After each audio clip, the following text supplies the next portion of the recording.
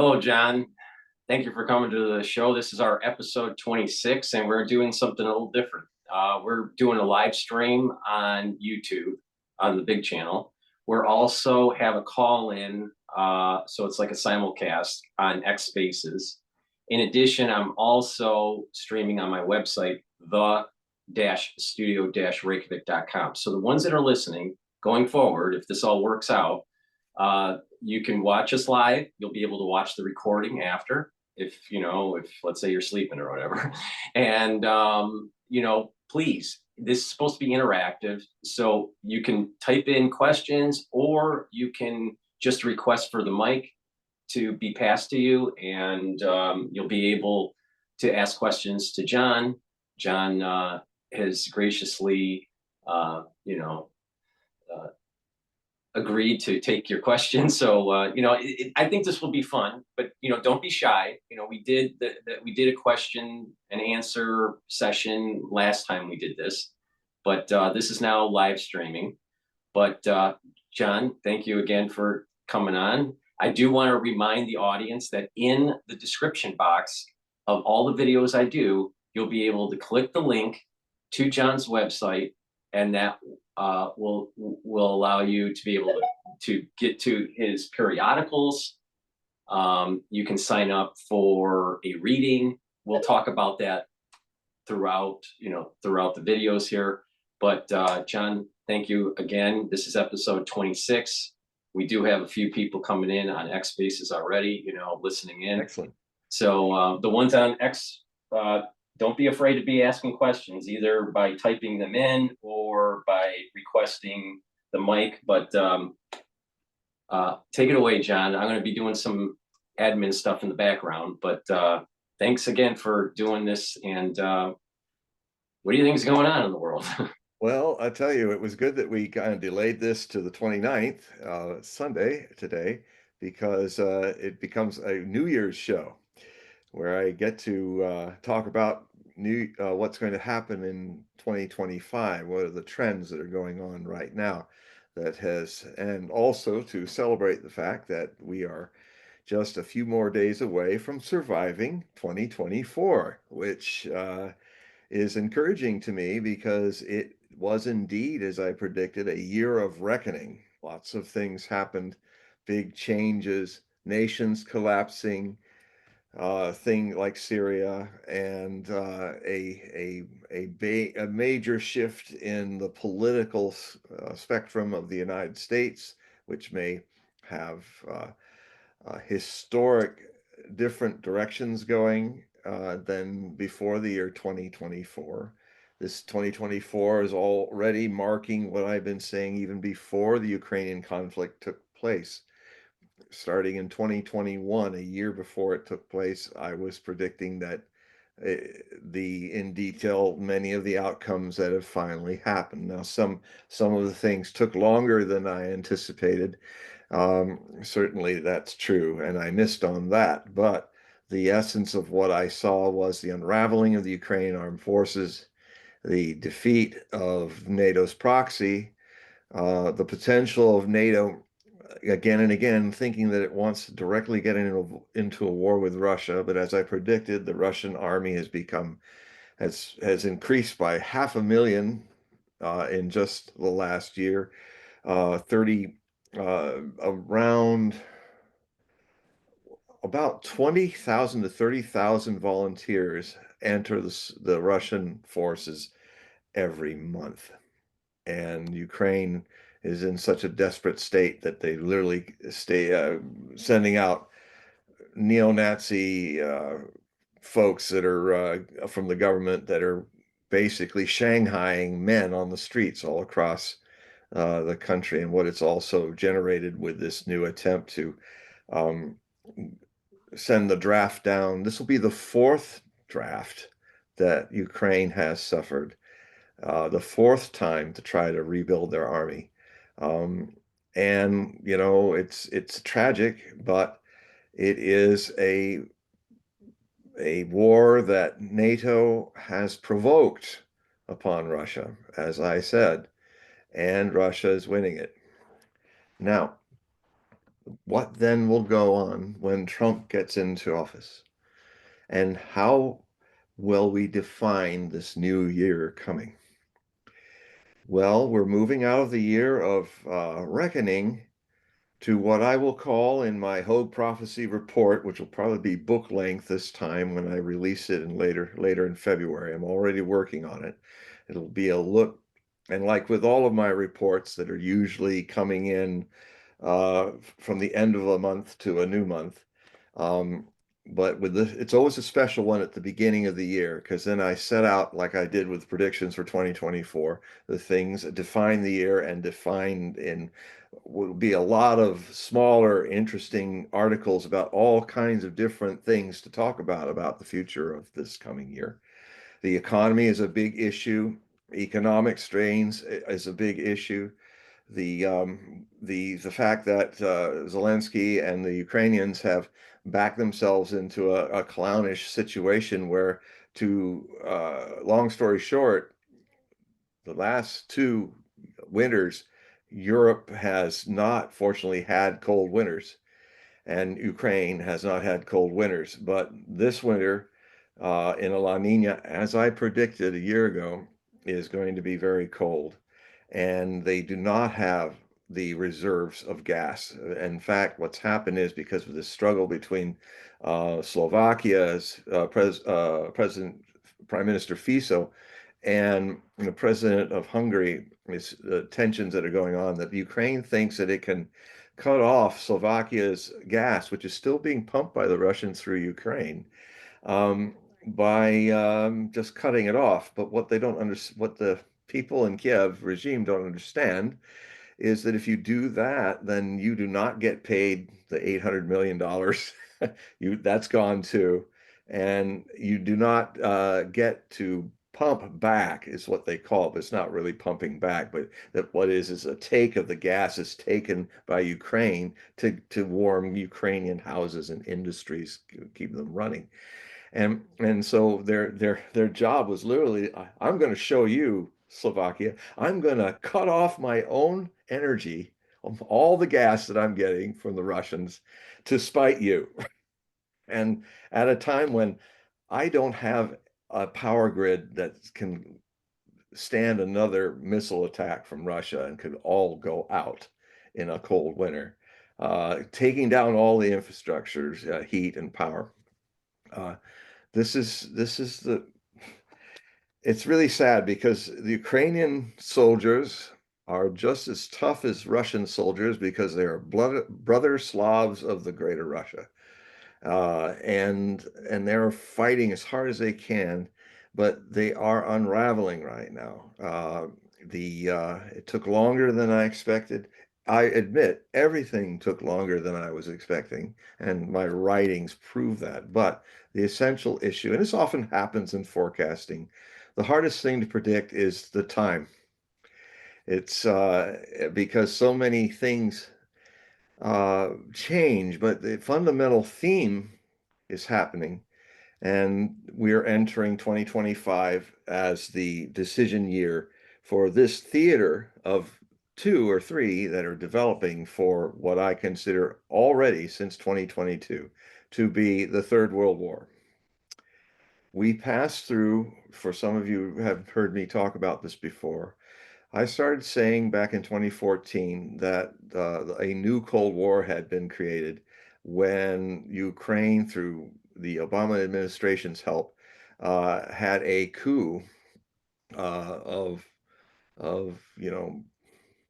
let's call them extreme nationalists to be kind to YouTube, um, that have many of the same symbols of those German nationalists that we all know so well from the 40s. And actually they had a movement that was so basically what happened is the elected president of Yanukovych was democratically elected and overthrown in a violent takeover by these neo-ends, if you understand what I mean. And and it was totally backed by the United States. So that created the Civil War that also created sanctions and countered sanctions by America and Europe and Russia, which started what I call the Second Cold War, a shorter Cold War that goes hot, is what I predicted. And so the first Cold War, it started in 1948 when, and actually there's a prophecy of Nostradamus talking about the brothers going to war. America and Russia were supposed to be brothers in his view. And he said in 3 years and 7 months after they became great friends, well, they were the allies, the Russian Soviets and the Western allies dominated by America.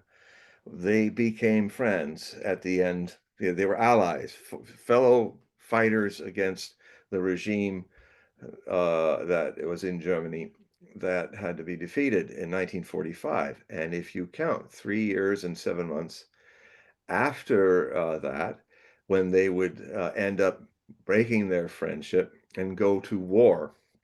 But the war they fight is a Cold War, which actually the certain Austrian that ran the German extreme nationalists of 1940s uh,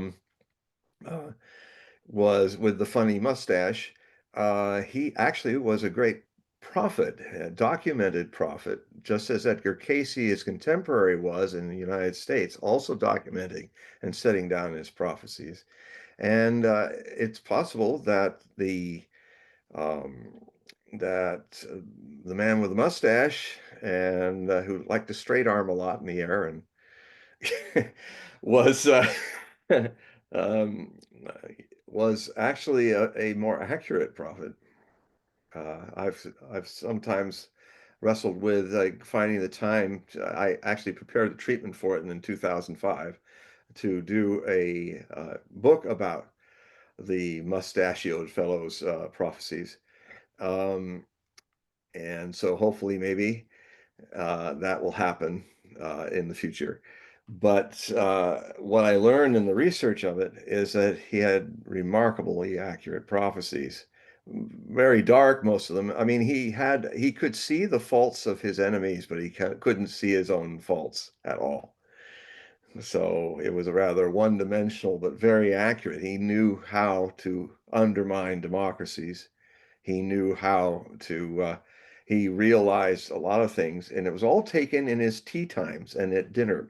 He, when he was winning and he couldn't seem to lose, uh, from 1940 up to the peak of the letters that are during 1941 when he was invading the Soviet Union and winning at that point, people thought, well, we ought to just record. We'll have a team of stenographers around our mustachioed leader, because he is the greatest world conqueror in history, going down the way he's going into history. So we should have everything he's saying and talking about, because he talked a lot at tea time and at the Wolf's Lair in Poland, the headquarters for the Russian campaign, and so he said many things that were also surprising. In He was very New Age in a very odd way. I mean, he was talking about how when his empire had won. The other thing too, he he wasn't fixated on the war. He was wishing it would end quickly, like he wanted to, so he could really do what he wanted to do, which was make his 1,000-year, you know what, that would last his realm. It's in English, it's realm, so you just figure out what the other R word in German is. His third realm, the first realm being the Holy Roman Empire, the second realm for Germany being the Second German Empire in 1871 that ended in 2019 through the defeat in World War I. And his was the third realm, which was supposed to last 1,000 years. Um, was very, very detailed in how he predicted what the post-war third realm would be like. And it was kind of a real sterile, uh, ecologically clean. You know, Hitler was he was a big tree hugger. And so, and it also, so it it didn't happen, thank goodness. But a lot of things that have been, it could have happened. And a lot of things Nostradamus talked about was, within his third realm, it was, we'll talk about that. Uh, you see, everybody, we're going to be a little funny a bit because we got lots of things going on right now. So if I'm kind of sitting here going dab, dab, dab, that's why. But this is our debut and in being live like this. So I will stop humming and hawing and find my thread. Um,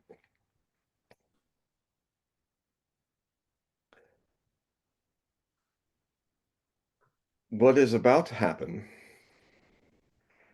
the key, this new year of revolutions, 2025, really begins on the 20th of January, 2025, when President elect Trump, is inaugurated.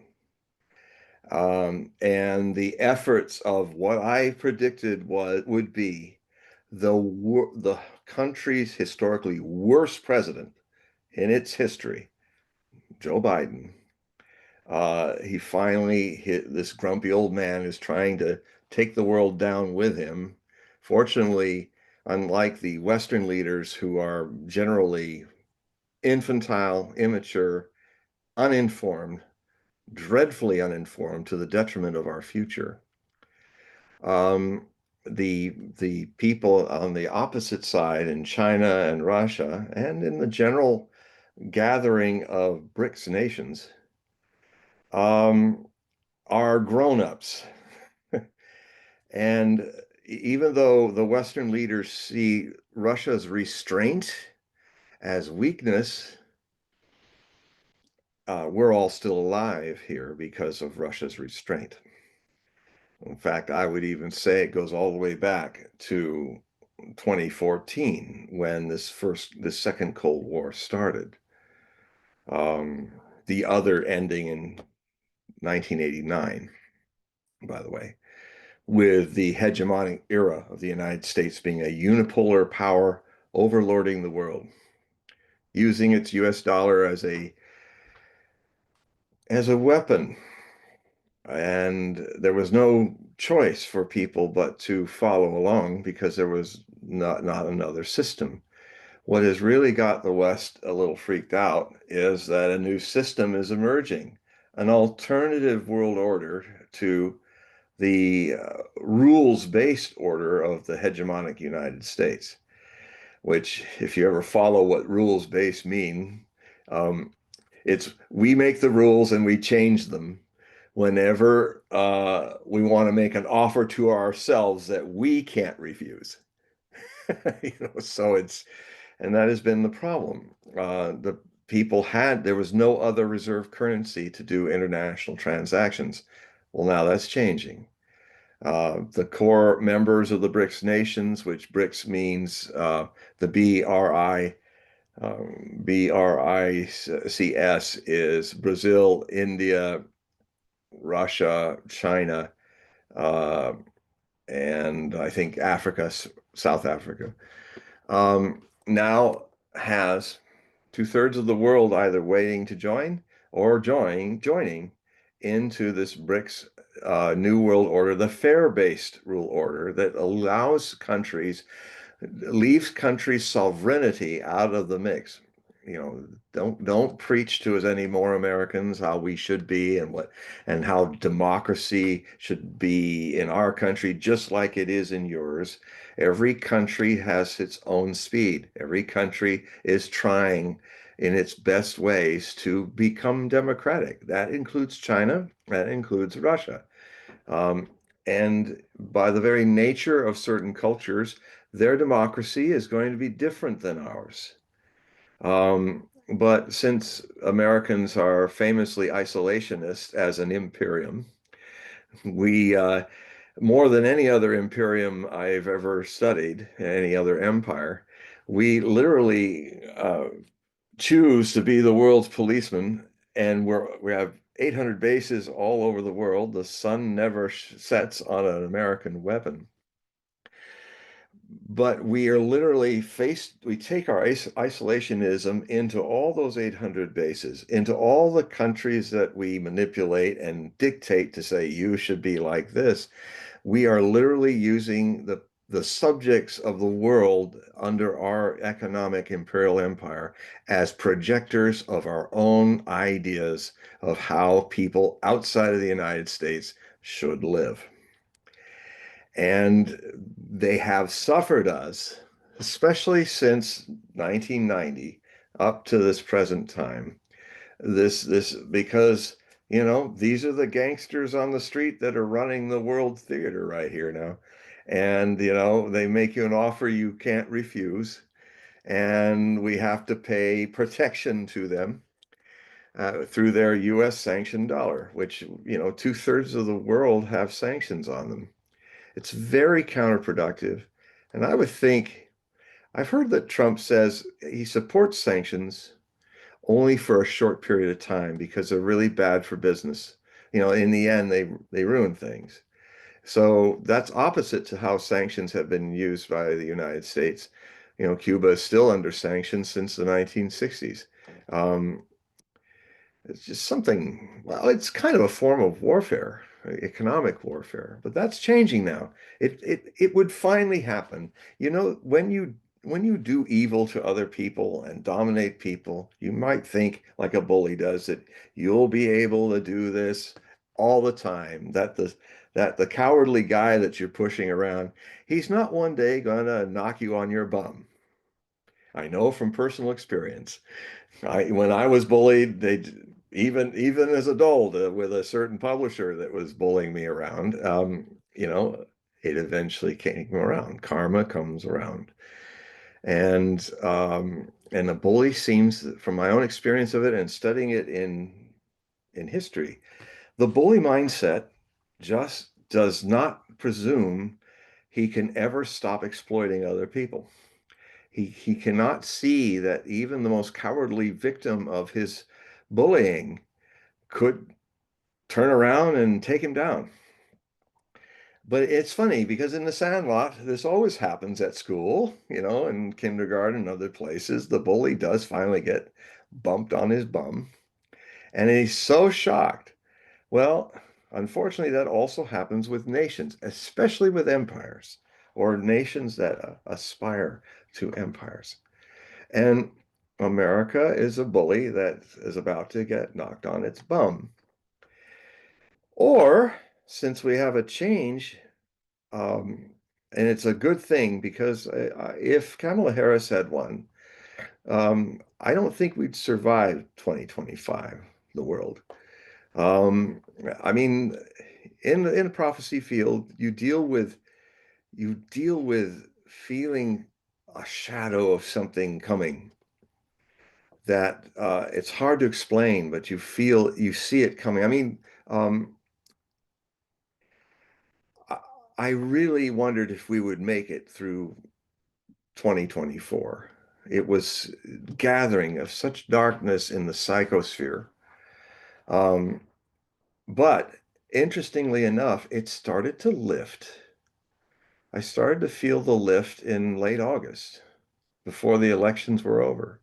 And then I started to feel, I don't think this the most Peter Principle candidate that's ever tried to be president, a person who has not earned any of her steps to be possibly a president, a person that had so many trines in her astrology that it does bear fruit to the fact that too much of a good thing in your chart, astrological chart, can actually be a curse. Because when you have 16 trines and 10 or 14 sextiles, which are also positive, and hardly any, if any, squares, you don't have the squares that help you grow, that make you earn things by having to bring more of your attention into your blind spots. And if you have these kind of trines that make you have a whole line of mentors that in their own kind of stupidity, their political power, like Willie Brown, who Miss Harris was the mistress to for 8 years, who was back when she was young, and he's one of the major powerhouses in Democratic politics in California, my home state, which fortunately I'm not living in since since 1981. But the uh, I got out of there. Saw it early what to do. Um, then anyway, so she was the doors were open to her, but she was helped along, but she didn't earn anything. She was just pushed to higher and higher places. She ended up getting lucky with her attorney general election that was against a guy that anybody could beat, and even her. So, and so she won that, but it was not like she was up against a formidable person that she had to learn the hard way, like a Nixon or a Johnson or somebody like that, to know how to fight in the arena of politics with your getting knocked down and brought back up. That didn't happen to her. And then what happened is her other mentor, Barack Obama, used her again, picked her without having even run in a primary. She never won a vote in any of her runs for president. She never won a vote. She didn't win in the primary of 2020. She couldn't even get 1% of on the polls. So she left before the first for the caucus happened in Iowa. So then suddenly she's picked by Obama, who picks the winner of without the Democratic voters having a say, and set this thing up. Long story short, she's on the coattails of another man, Joe Biden. Thank you, Barack Obama. Another trine that just brought her in history right to the top. I don't know if there's a parallel to this in a large democracy, modern democracy, but there she was. Suddenly, she's one step, one breath away from becoming the United States president. And so she tried to do really her first national campaign, and it was a complete failure because all she could do is talk fruit salads and cackle, and she lost big. But I think that's the trines actually working in her favor. I hope she understands when she gets over this ego bust that the worst thing that could have happened to you, Kamala Harris, is to become president, because you would have been out of your depth completely, and it would be a terrible, terrible thing for you. And I'm glad that you're not going to face that, because no one should face that, even a mediocrity who thinks they're more intelligent than they really are. Too bad. So um, now Trump is in. Now Trump. I wrote a whole book about Trump's astrology a year before he ran. Just after he came down the escalator, I started working on it, and I had it written by October of 2015, and then I had it out on the solstice on 2015, winter solstice. And so it's all documented. It's the most accurate book I ever put together about him winning and how he would be a kind of a more Roman Caesar kind of president, and he was. I thought he'd be more like Diocletian, the one who kind of rebuilt Rome, made Rome great again.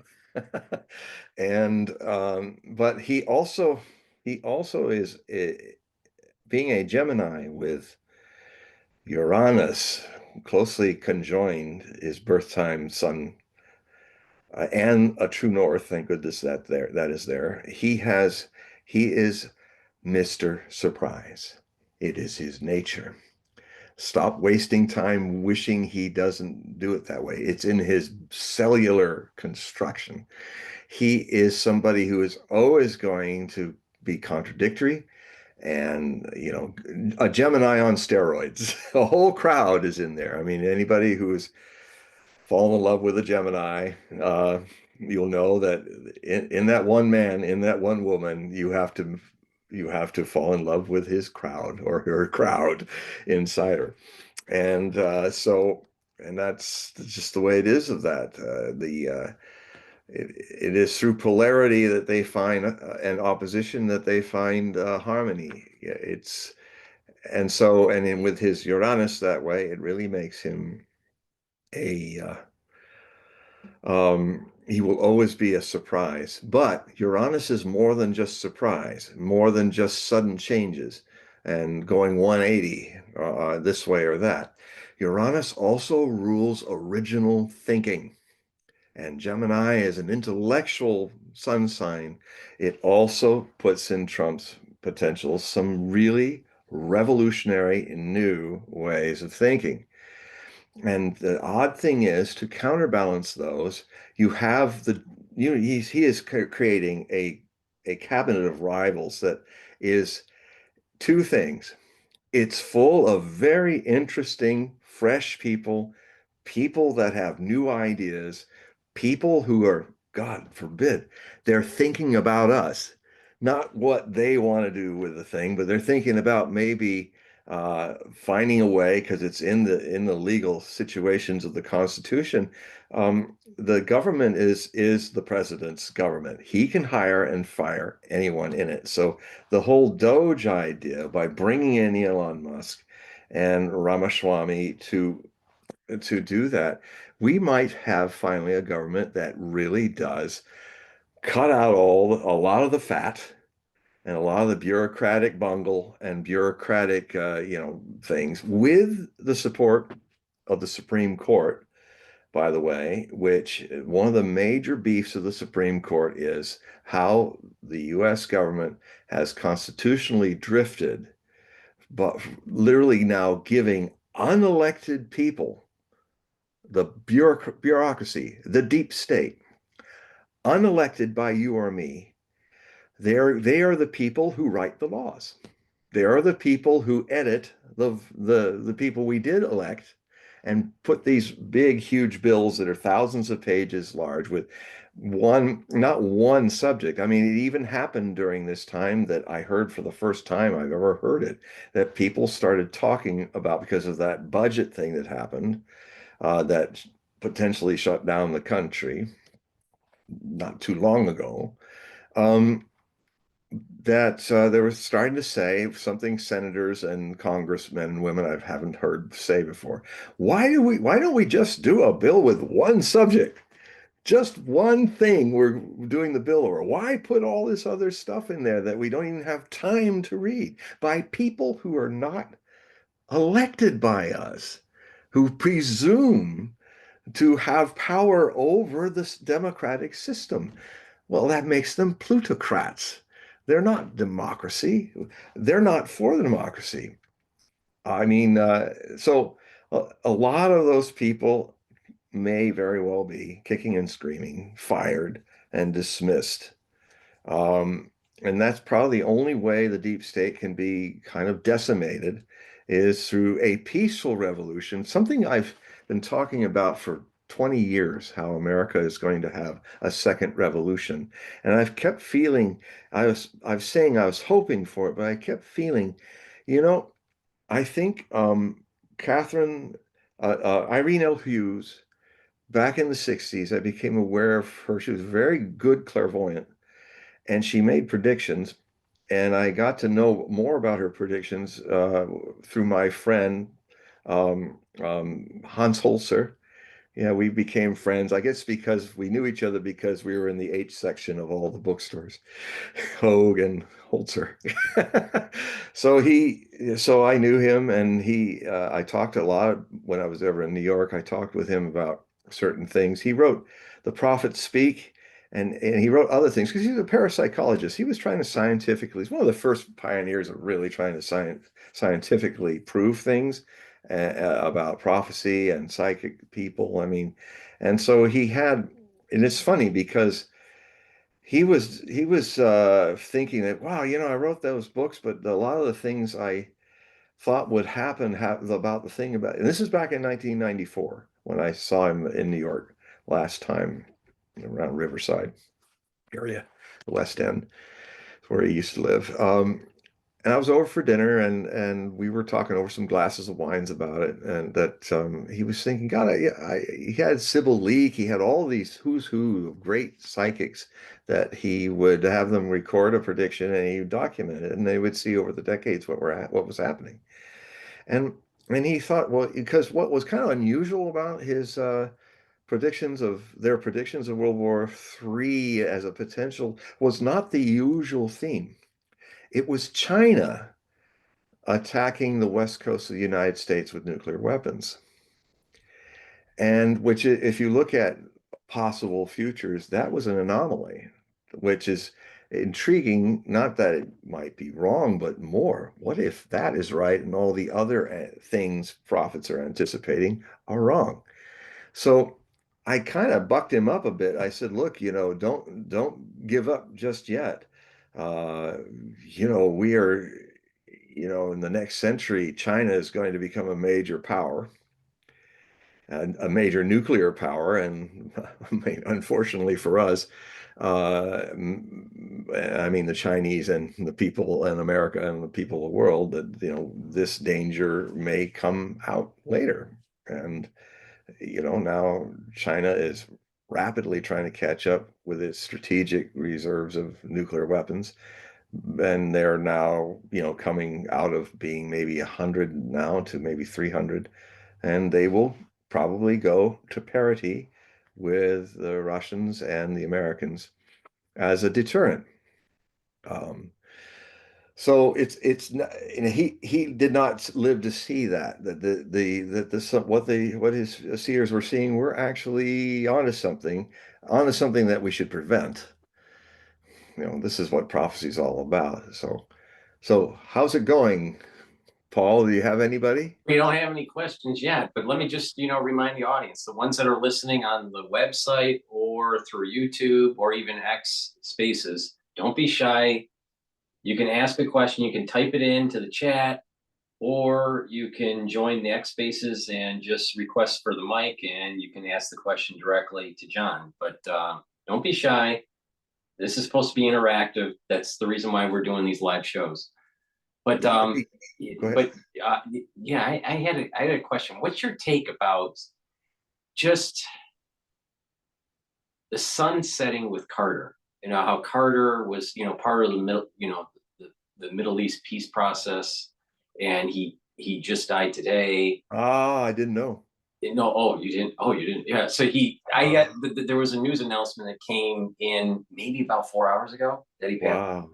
Yeah. So That's interesting because it's serendipitous because I'm at a point in my Nostradamus project, which was started in 2019, where I took all the things I did in Nostradamus, the complete prophecies, which was published in 1997, but it was in the mid 1995, 1996 that I made my predictions for that 1,000-page book based on Le Prophétie, the prophecies of Nostradamus, which is just one core work of many that a lot of people haven't even seen, that has not been put in English, and even when it was in French, it was not. The other massive works that he had, which were prose prophecies for his almanacs, which often go into the distant future, are present, not just staying in local French and European mid 1550s almanacs. So I am undertaking since then I'm going to take those and three other prose letters, large like the Epistle and the Preface to Caesar, that are also really interesting that no one has really studied. Um, and so this will be a work that will be, when it's over, at least 3,000 pages in 4 volumes. And so 2019, I began it. And today, what happened is a milestone. Since 2019, I've coming to a point where I'm down to just 12 quatrains, his 4-line verses, out of over 1,100 of them that are in the main body, of updating and interpreting and changing and improving the translations and all that. I am now down to 12. that haven't been done yet. I mean, I don't know if you can see the chart here. See all that amber over there to my right? There, those are little boxes there, and that is all of them. And they're in an amber. Amber means in my color code that they are, except for 12 in there, you can see, they are ready for the major conceptual editorial sweep, which will probably take me a couple more years, but it's where I literally start from the beginning, and then I will be making the associations of all these different stories. Every quatrain is a story, but it's not, and some of the quatrains are actually parts of a larger story that Nostradamus got into. And he, to save the future from evil people seeing themselves, which a lot did, and tried to change it, he did this thing we can only say because of the way the pattern of the quatrains are all out of chronological sequence, that we don't have any proof of this, but it seems like the only way he could have done that was literally to have all the numbers on pieces of paper and have Chauvigny, his secretary, throw them up in the air and then pick them up randomly, which he probably had to do too, because I think by the time that was happening, Monsieur Nostradamus was having a lot of rheumatism problems. So because it has that look, if you look at out of sequence things, you know how if you've got bundles of paper with different numbers, if you throw them, some will come down in clumps, some will go way off somewhere else and somewhere else over there. And so you have that same thing. You have kind of clumps where some quatrains that are like two or three quatrains apart seem to really be another part of the same word bridging that makes it a longer story. Of course, a lot of them are just single stories, but I mean there were major themes. I mean, the French Revolution was, and English history, even though he didn't speak French, English, that is, he was remarkably accurate. And on Napoleon, he was writing about Napoleonic Wars. It was one of the big hunks in there. World War II, the guy with the funny mustache, he called him Hister. Kind of close, isn't it? To the other name. And so I have been I these final quatrains are hard because they're just I was working on the thing I worked on today, so I wasn't listening to the news much. And I hadn't even this is like the third or fourth attempt, a third or fourth day trying to complete this one. I've rebuilt it and rebuilt it. There's a quatrain 95 in century 2, which is this is rare for Nostradamus. The same theme shows up the following century volume. There's a planned 100 quatrains a century, 100 verses, 4-line verses. In century 3, quatrain 95, and it ends the century 4, quatrain 95, and it's all about events in 1995 because of and it relates to two themes that are very important for our near future. The theme of the great brothers who are not yet brothers. Um, so there was a point when they were friends, and one of them was at the peak of its power. This, by the way, was a quatrain numbered 89, century 2, quatrain 89. And if you look at 2 being February of 1989, that's when the Russian Soviets left Afghanistan. And 1989, although everybody's getting it wrong, everybody says that the Cold War ended in like 1992. No, it was official. George Bush Sr., President of the United States, and the final premier of the Soviet Union said on some big yacht in the Mediterranean with a whole bunch of naval ships around it, they declared in December of 1989 that the Cold War was officially over. So that's when it ended, not 92, not 91. That's just the ennui. It's like World War I ended when it ended in November of 1918, and we don't call the Greco-Turkish War part of that. but it was just cleaning up the mess of the World War. And um, so that is the one of the great brothers prophecies, and also it comes up in another theme of the French Aquilonaire, which it means the Northerners is what some people term it, but I always go into the classics, because Nostradamus being a Renaissance man, you have to know the mind of the author, and so few people have really gone deep into seeing how the psychology of somebody from the mid 1550s would be, and how you weren't a scholar unless you loved puns and you like Shakespeare, and Nostradamus is a nasty punster in old French. And you're doomed to be a nerd of Nostradamus when you read his old French puns and you laugh. But anyway, he had um, he had laid in these prophecies a lot of keys to them through um, metaphors, classical illusions, and classical biblical illusions as well. So if you read that and see that, you suddenly, a lot of things open up. And so Aquila. So I started to say, okay, why is he saying Aquila now? It's a word he made up. It's not even in Old French.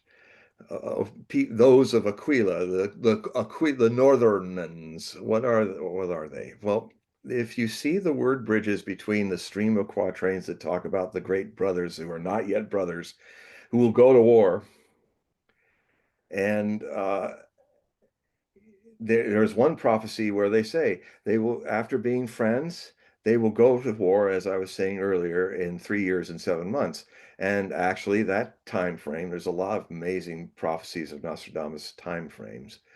You have to find where it begins. So it so happens, as I was saying earlier, to refresh, that World War II ended, and if the brothers of the North, the Eagle Kings, are in the polar area under the northern constellation of Aquila, the Eagle, then you could also construe that these brothers are the Eagle Kings, these great kings of the North, these great brothers of the North. I mean, that's the way Nostradamus is. He'll have several word salads that relate to the same theme. Nostradamus is, go ahead. All right, we have two questions. Okay, great. I interject here. All right, All right, anytime. The first one, Mike writes, I have dreams of America being invaded in a conventional way. Have you heard of something like that? No. No, I haven't. We're usually the invaders. I mean, in a way, to our fortune, both in history, we did not have like so many European nations had, uh, major empires just across the border that could invade you at any time. And in a way, it was the mistake that Khrushchev made during the Cuban Missile Crisis, an honest mistake, but he wasn't aware that Americans would react in the way. He was really shocked that Kennedy and the American government freaked out. He did not get that until he realized his mistake, that he just was assuming America's like any other world power. You just take for granted, if you're the Russian Empire, that you have the Austrian Empire, the Prussian Empire, the China, all kinds of people there. Your neighbors can be your friends, or they can try to invade you at the get-go. It's been for hundreds of years. So it's just part of the game. But he was thinking too European in that regard. And then he realized that the Americans, because he said the logic was perfect. He said, if the Americans, because we actually triggered the Cuban Missile Crisis by putting our missiles in Turkey pointed at Russia. That was for them kind of a Cuban Missile Crisis moment, but they weren't going to invade Turkey and take those missiles out. They just said, well, we'll just counter them. If they're going to put them in Turkey, we'll get political bargaining going by putting them in Cuba. If they want to be 150 miles from our coast, we can be 150 miles with our missiles from Cuba. And then we'll be able to talk, and maybe we can pull. Actually, Russia got what it wanted.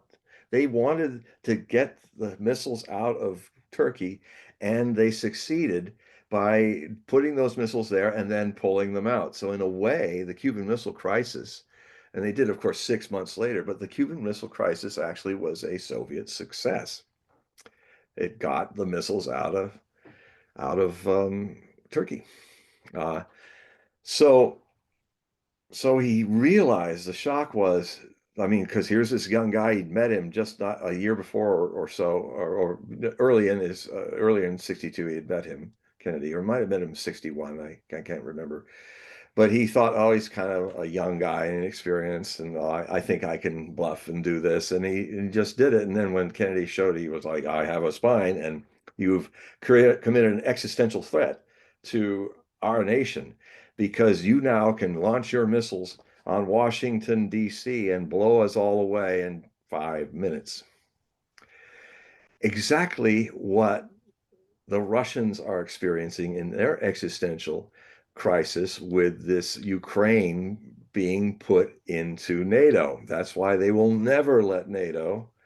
They will go to nuclear war over it, because if NATO, at this final encroachment that has happened since the promise was made never to encroach on Russia, since the Warsaw Pact had disbanded and the Russians had pulled all their infrastructure, military infrastructure, out of Eastern Europe, they dutifully did that as part of the gentleman's agreement, and then they were asked, well, we won't step one step farther to the Soviet borders unless you let Germany reunite, which was a big thing for them because the last time Germany was united, it killed 27.5 million Russians in the Second World War, invading them. So I'll just finish this point that America is lucky and unique. Sorry for our neighbors who are not so lucky, that Canada was not a superpower, that Mexico was not a superpower. We were the big boy on this side of the Atlantic Lake. And so we could do all our stuff, go through our Civil War, go through our issues without having to look over our shoulder like anybody from Russia or Germany or France had to do. Okay, there was another question. Marine um, mentions, hello, sir. Did Nostradamus ever mention the 3 days of darkness? I think the Greek monks at Mount Athos said when Turkey sends ships to attack Greece, there would be a war than darkness. I'm not familiar with this, but Well, I don't know the source of that part, but I can say, since I've I've gone through all the prophecies, and there are allusions to that don't directly talk about the 3 days and nights. I mean, it was Saint John Bosco, I think, in the 1800s, that is famous for the 3 days and 3 nights prophecy that would blacken the skies of Rome. But there were some things talking about Campo Flegrei, the uh, the beachfront, beautiful beachfront, but very volcanic suburb of Naples, Napoli, near Vesuvius. And so I went into some geological study into that. And I wanted to see, had Vesuvius or Campo Flegrei, pardon me if I'm mispronouncing it, um, is because that's a super volcano, the ladder I was talking about. And I looked at the wind directions in the area. And long story short is, if there was a major super volcanic eruption at Campo Flegrei, or I didn't know this until I studied it, but Vesuvius, that eruption, bad as it was in 79 AD, was relatively small to another one that happened in prehistoric times that actually left footprints of cave people trying to get away from it. But that was huge. And it would have, in either case, you could see the plume of the volcano blacking out the skies for 3 days and 3 nights over the Vatican. So indirectly, there was this prophecy that didn't directly talk about it, but it talked about eruptions in a way that might be alluding to the 3 days and nights that happens in Catholic prophecy as a lot, which I wrote a book about, which I'm updating, and that is The Last Pope, which is the prophecies of Saint Malachi. And in that, by the way, I have, since I first did the first edition in 1998, I've noticed that a lot of people have taken up the theory that I presented that Saint Malachi, who was a prophet, may not have actually written that famous prophecy attributed to him. It was discovered, quote unquote, inside another book, 2 pages of Latin mottos, medieval mottos that were related to the time St. Malachi came to Rome on a pilgrimage in 1138. And the succession of the pontiffs link right up to the last one on the list being Francis, number 112. But hold that thought. The When I looked at the first 76 of the 112 prophecies, I was very suspicious, not that they weren't amazing and interesting, but because they were all 100% accurate. And when you're in the prophecy field, nothing is 100%. Nothing. 80%, that's really good. Maybe a rare 90%, that's really good. Right now, I'm 100% in 56 years since 1968 as predicting the winner of the United States presidency. And I just cleared my 15th success. Now, that's gotta, if I keep going, that's gotta be broken someday because that's just the way it is, life, and things are not always that perfect. It's my batting streak. It'll go someday. But anyway, just to finish on that, because we have another question, is that um, the so what I found out is that it's not the I looked at the date that it was published and discovered in the mid 1590s. There were 36 mottos left, and when people try to pretend to be a prophet, or sometimes they are a prophet, but they use another person's name. Well, what was more remarkable was of the last 36 that could not be hidden, would have to stand the test of time. The first 5 had a few successes, but as it went deeper into the group, the most distant ones from 1595 were amazingly accurate. We're talking about 89 and 90%, which I've rarely seen. So whoever that man was, he was doing the ancient tradition of biblical times and classical Hindu times of taking on the name like Isaiah. There are 3 Isaiahs in the Bible. There are 23 Daniels because the form of the people calling themselves Daniel in the Bible constantly changes. So it's somebody else. And it wasn't plagiarism. It was considered an honor. So in those days. So this man is playing that game, and it'd be very interesting to find out who he was. Go ahead. Okay, so this next question, Sherry, is I'm gonna read it verbatim. I'm not really Okay. sure how to interpret it, so maybe you Okay. can handle it Okay. better than what I will. With Mars RX, I don't know what RX means. With Mars RX Leo moving into Retrograde. She oh means Sherry retrograde. means retrograde. Yeah. Okay, all right. So with Mars retrograde Leo moving into retrograde Mars Cancer, I believe is rare. We have never seen this in our lifetime. Do you think that the emotions will be triggered in this war, especially the next 6 months? It's it's yeah, it'll be interesting to look at that aspect, those retrogrades, and see how the degrees are of how they fare with the United States birth chart, which is born in Cancer on the 4th of July.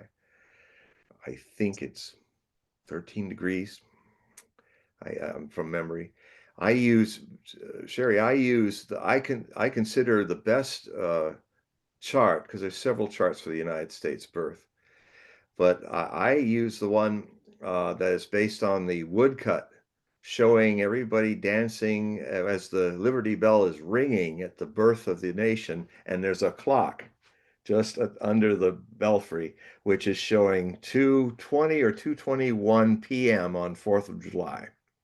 I mean, why did they put that there? Because we might take that kind of detail for granted. But again, if you got to think like people of the past to really, and not like people from the 21st century, you have to immerse yourself in them. And that every detail in those days when we didn't have computers and all this stuff to happen would be important. So that was important for them to make sure that it was at that time. So that is the true birth time. And what that does is puts the ascendant not in Gemini, but in 8 degrees Scorpio.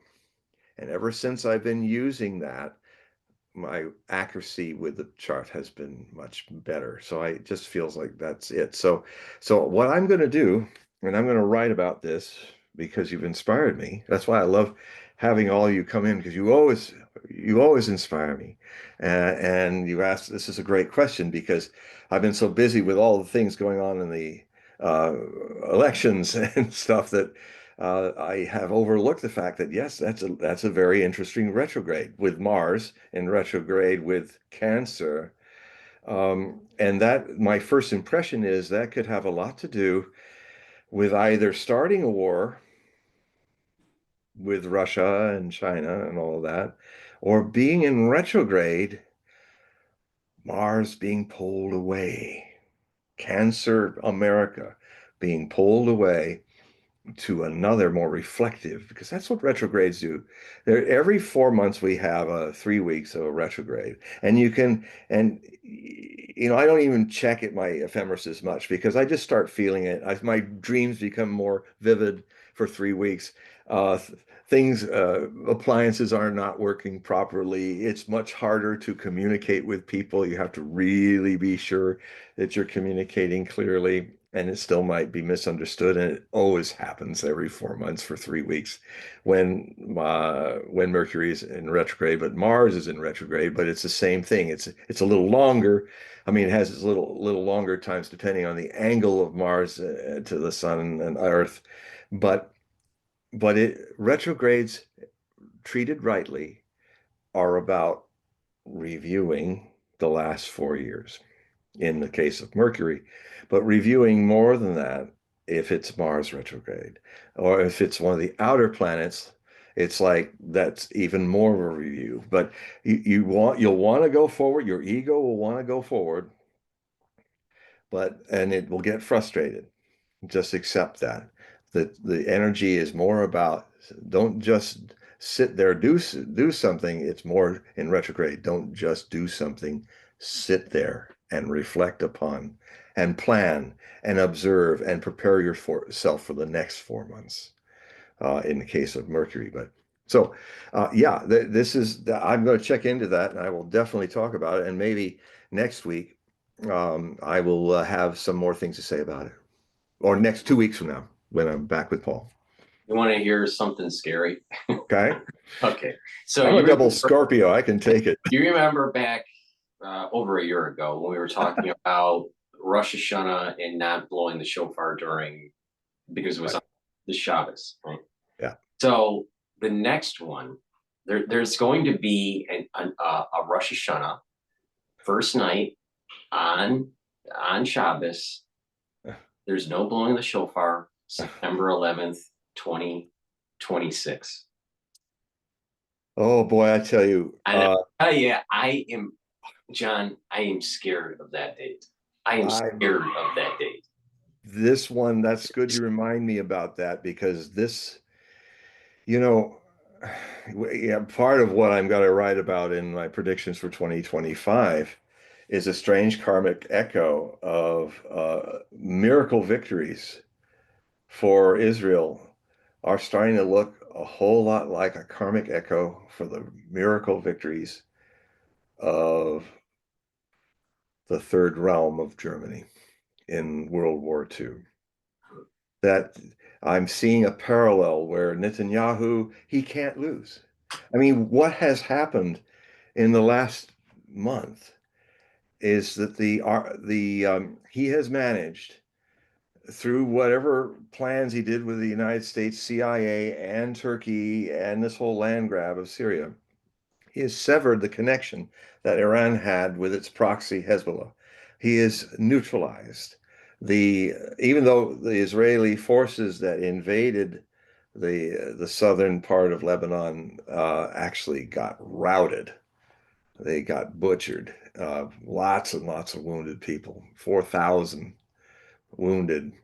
So because of Israel's ability to it's a small country, get to the place, triage in the miracle hour, the miracle hour, and save a lot of lives. So there's not as many dead, but so you look at the levels of the wounded crowding in the hospitals.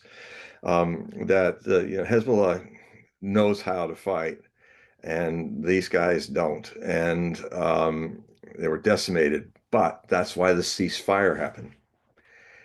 And part is why I wondered. I think maybe Netanyahu accepted the ceasefire because of that, but he had another ace out of his pocket. He had another ace in the hole.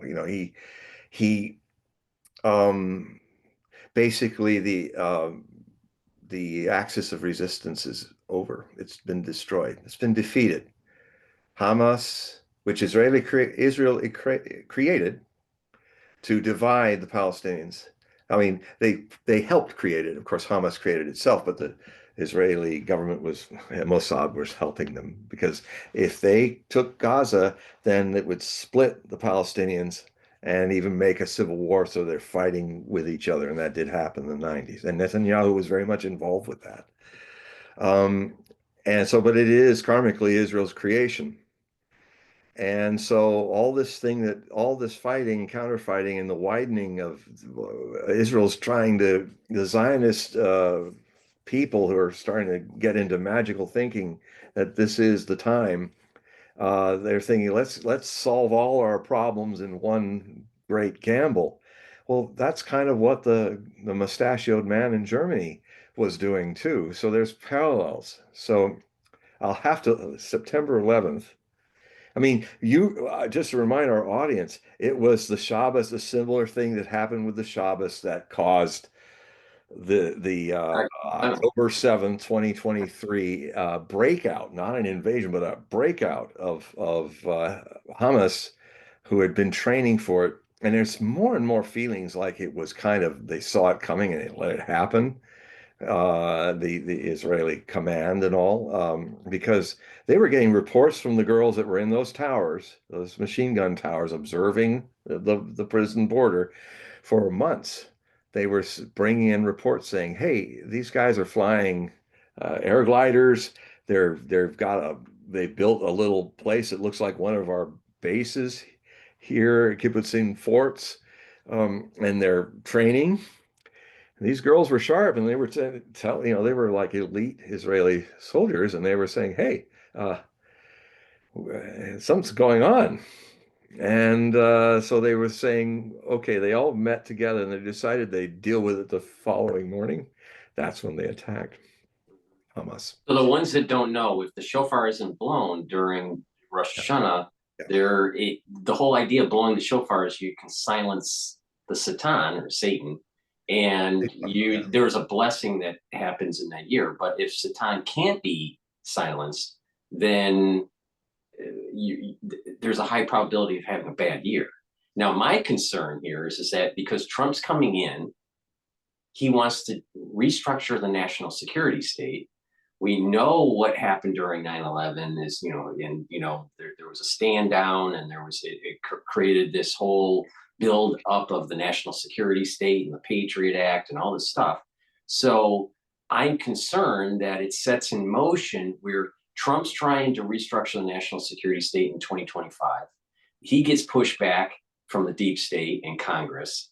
And there's an orchestrated event that takes place in 2026. Maybe it straddles into 2027 because we're talking September.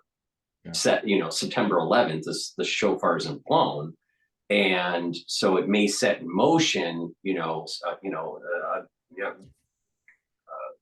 some bad events that may be taking place. So my concern is maybe not so much the Middle East, but this the deep state trying to circumvent what Trump wants to do with restructuring the national security state. Well, the way they'll do it, and since AIPAC and is the Zionist government of Netanyahu is basically bought the House and the Senate through campaign financing, and Adel Adelson's wife, the widow, gave Trump so much money for his campaign, the biggest donor of them all, expecting some responses. And a lot of the picks that happen with Rubio as Secretary of State and some of the other people, the real neocons that ended up showing up in right where we really don't need them, because the last time that happened was Trump. Yeah, Trump didn't start a war, but the neocons almost had him channeling 3 during his first term. But his luck and our luck was better than theirs, because he's an incredibly lucky man, Trump. He's got stuff I've seen, 3 major things in his chart that's so rare to have to be that lucky. So that's also us being lucky if he's president. The thing I saw in my last Hogue prophecy reports, which was looking at the final quarter of this year, it took me actually 2 years into the future looking at the astrology related to Uranus's final aspects with the Israeli state and its birth chart. And what I learned, long story short, in that long article, as I went step by step through it for 2.5 years, that this thing could go on another 2.5 years. The window of this could be a long war in the Middle East. For one thing, it surprised me a bit, but you see, Iran was the center of the axis of resistance. So a little backstory here. Israel was trying very hard in April of this year on April Fool's Day of all times, they attacked Iranian territory, which was the embassy in Damascus. Any embassy is the territory of the representative nation that dwells in it.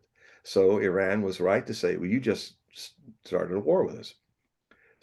But with the restraint of the ancient Persian mindset, they told them when they were coming, they wanted to just show, look what we can do with our missiles. And with it not stated, but stated in silence, just like to Trump when he killed Qasem Soleimani, the 3rd most influential leader in Iran, assassinated him for a fraudulent attempt. That was Mike Pompeo and the CIA trying to use Trump as a foil to take revenge for Qasem Soleimani, effectively training the Iraqi Shias, who are 2/3 of Iraq, to successfully defend against the invasion of the United States with these bombs on the roads. And some people say, well, you killed a lot of Americans. Yeah, well, you killed 1 million Iraqis in an invasion that was a war of choice, what's called a war of aggression in the Nuremberg trials, which the United Nations is basing its view of what is legal war and not according to its charter. That war was a war of aggression. We were the occupiers of another country that did not ask us to come in. And if you wouldn't like Mexico to come in and occupy you, or Russia to come in and occupy you, you got to see it both ways. And so So the Iraqis asked for help, and it wasn't from the Americans. They asked their brethren Shias in Iran, and Qasem Soleimani provided them the technology to blow hundreds of our Humvees and other things away so that they could win from our invasion of them. So, um, so yeah, it's so I am really, and I wouldn't be surprised if it was in September. It could be very soon, but I think it might. People are going to give Trump some time because of his surprises. Uh, I know that Trump wants the war to end there, but he's going to go through a great learning curve.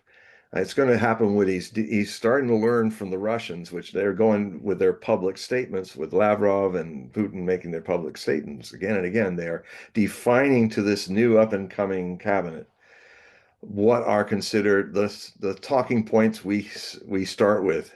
And if you don't say yes to these, there's no business to talk. We'll just continue winning this war. And we don't want to take all of Ukraine, but if we have to, which would be a great burden for Russia, and who knows, maybe some of the people in CIA would like them to do that and be burdened by all of Ukraine. Um, this they're winning, they're going on, and if they have to, they'll take the whole thing up to Lvov. I don't think they're going to take the western Ukrainian area because it was never a part of historical Russia, but all the rest of Ukraine was. So, and what may happen is there'll be a central Ukraine that might have a capital in Kiev, and then the Banderite um, fascist source of all that problem in the current Ukrainian government is mostly from Lvov, will also be just handed over to NATO, and they can have that be their NATO ally, this little rump state. Um, that's kind of what may happen. I've been feeling that, and then I noticed a couple people I watch are also having the same thought about it, but I've had this thought for months. That's how it's going to end. Anyway, Israel is fighting on 5 fronts in the Middle East. Its army is exhausted. It's burned out.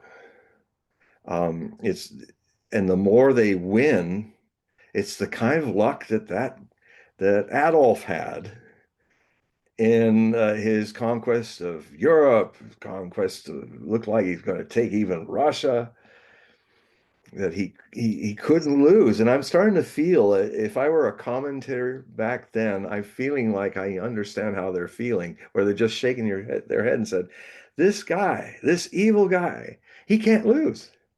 He just keeps pulling a miracle out of his madcap hat. And I see Netanyahu as exactly a parallel, as a karmic echo. And it has karmic connected to the Holocausts that are happening. The Holocaust that the Germans inflicted on the Semite uh, sons and daughters of Abraham, of the Hebrew source. And now it's happening in Palestine, in a Holocaust in the Gaza Strip, where it's even a worse situation. The sons and daughters of of Isaac's seed is from Abraham, are committing a Holocaust upon the Semites of Abraham's seed, who are Arabs, the Palestinians. And it won't end with them. The land that was taken around the eastern side of Lebanon is a setup, and now from Syria from the north as well. Now that Syria is part of their indirect control through their vassals, unruly vassals, Nostradamus said, would be the cause of a great war in the Holy Land, and it would drag in Russia and the United States. The Barbari satrap. Barbari is a French anagram from de l'Arabe, of or from the Arab, the satrapy of or from the Arab, who is unruly and rebellious. Now, I've been writing for decades how the Americans have They're vassals in the Middle East that are unruly, and now even America has taken what's left of the ISIS people, and they are part of they are their tools for whatever they want to do in the Middle East. You know, the very same people, and Al Qaeda people in Idlib province, these are the people who killed 3,000 Americans. And now, I mean, Sullivan even said it, our NSA head, at one time earlier. He said it on tape that ISIS is our allies, that Al Qaeda is our allies now. How can any American say that? Because, you know, it's like these people can never be our allies. They attacked us and murdered 3,000 of our civilians. But all's fair in love and deep state. And so, yeah, I'll finish this up because we have another question. So I'm very concerned that Iran for Israel, Zionist Israel in this war, is going to be that siren call to conquer, just like the Soviet Union was for Adolf and the Germans. And it was their undoing. Because what will happen is this. Israel is going to try to destroy the nuclear stations that would be coming. They think now that they have Syrian airspace that they can actually get in there. They like to believe they've hurt the Iranian defense air systems. They hardly touched it. I hope they're not listening to their own propaganda here, because if they send 200 jets over Iranian airspace, they're going to have a nasty surprise. They're going to lose a lot of their air force. And and then what will happen is if Israel then nukes Iran, which could happen, you know, Iran is now very quickly trying to create nuclear weapons to be a deterrent for this. But this is going to happen sooner than later, I think.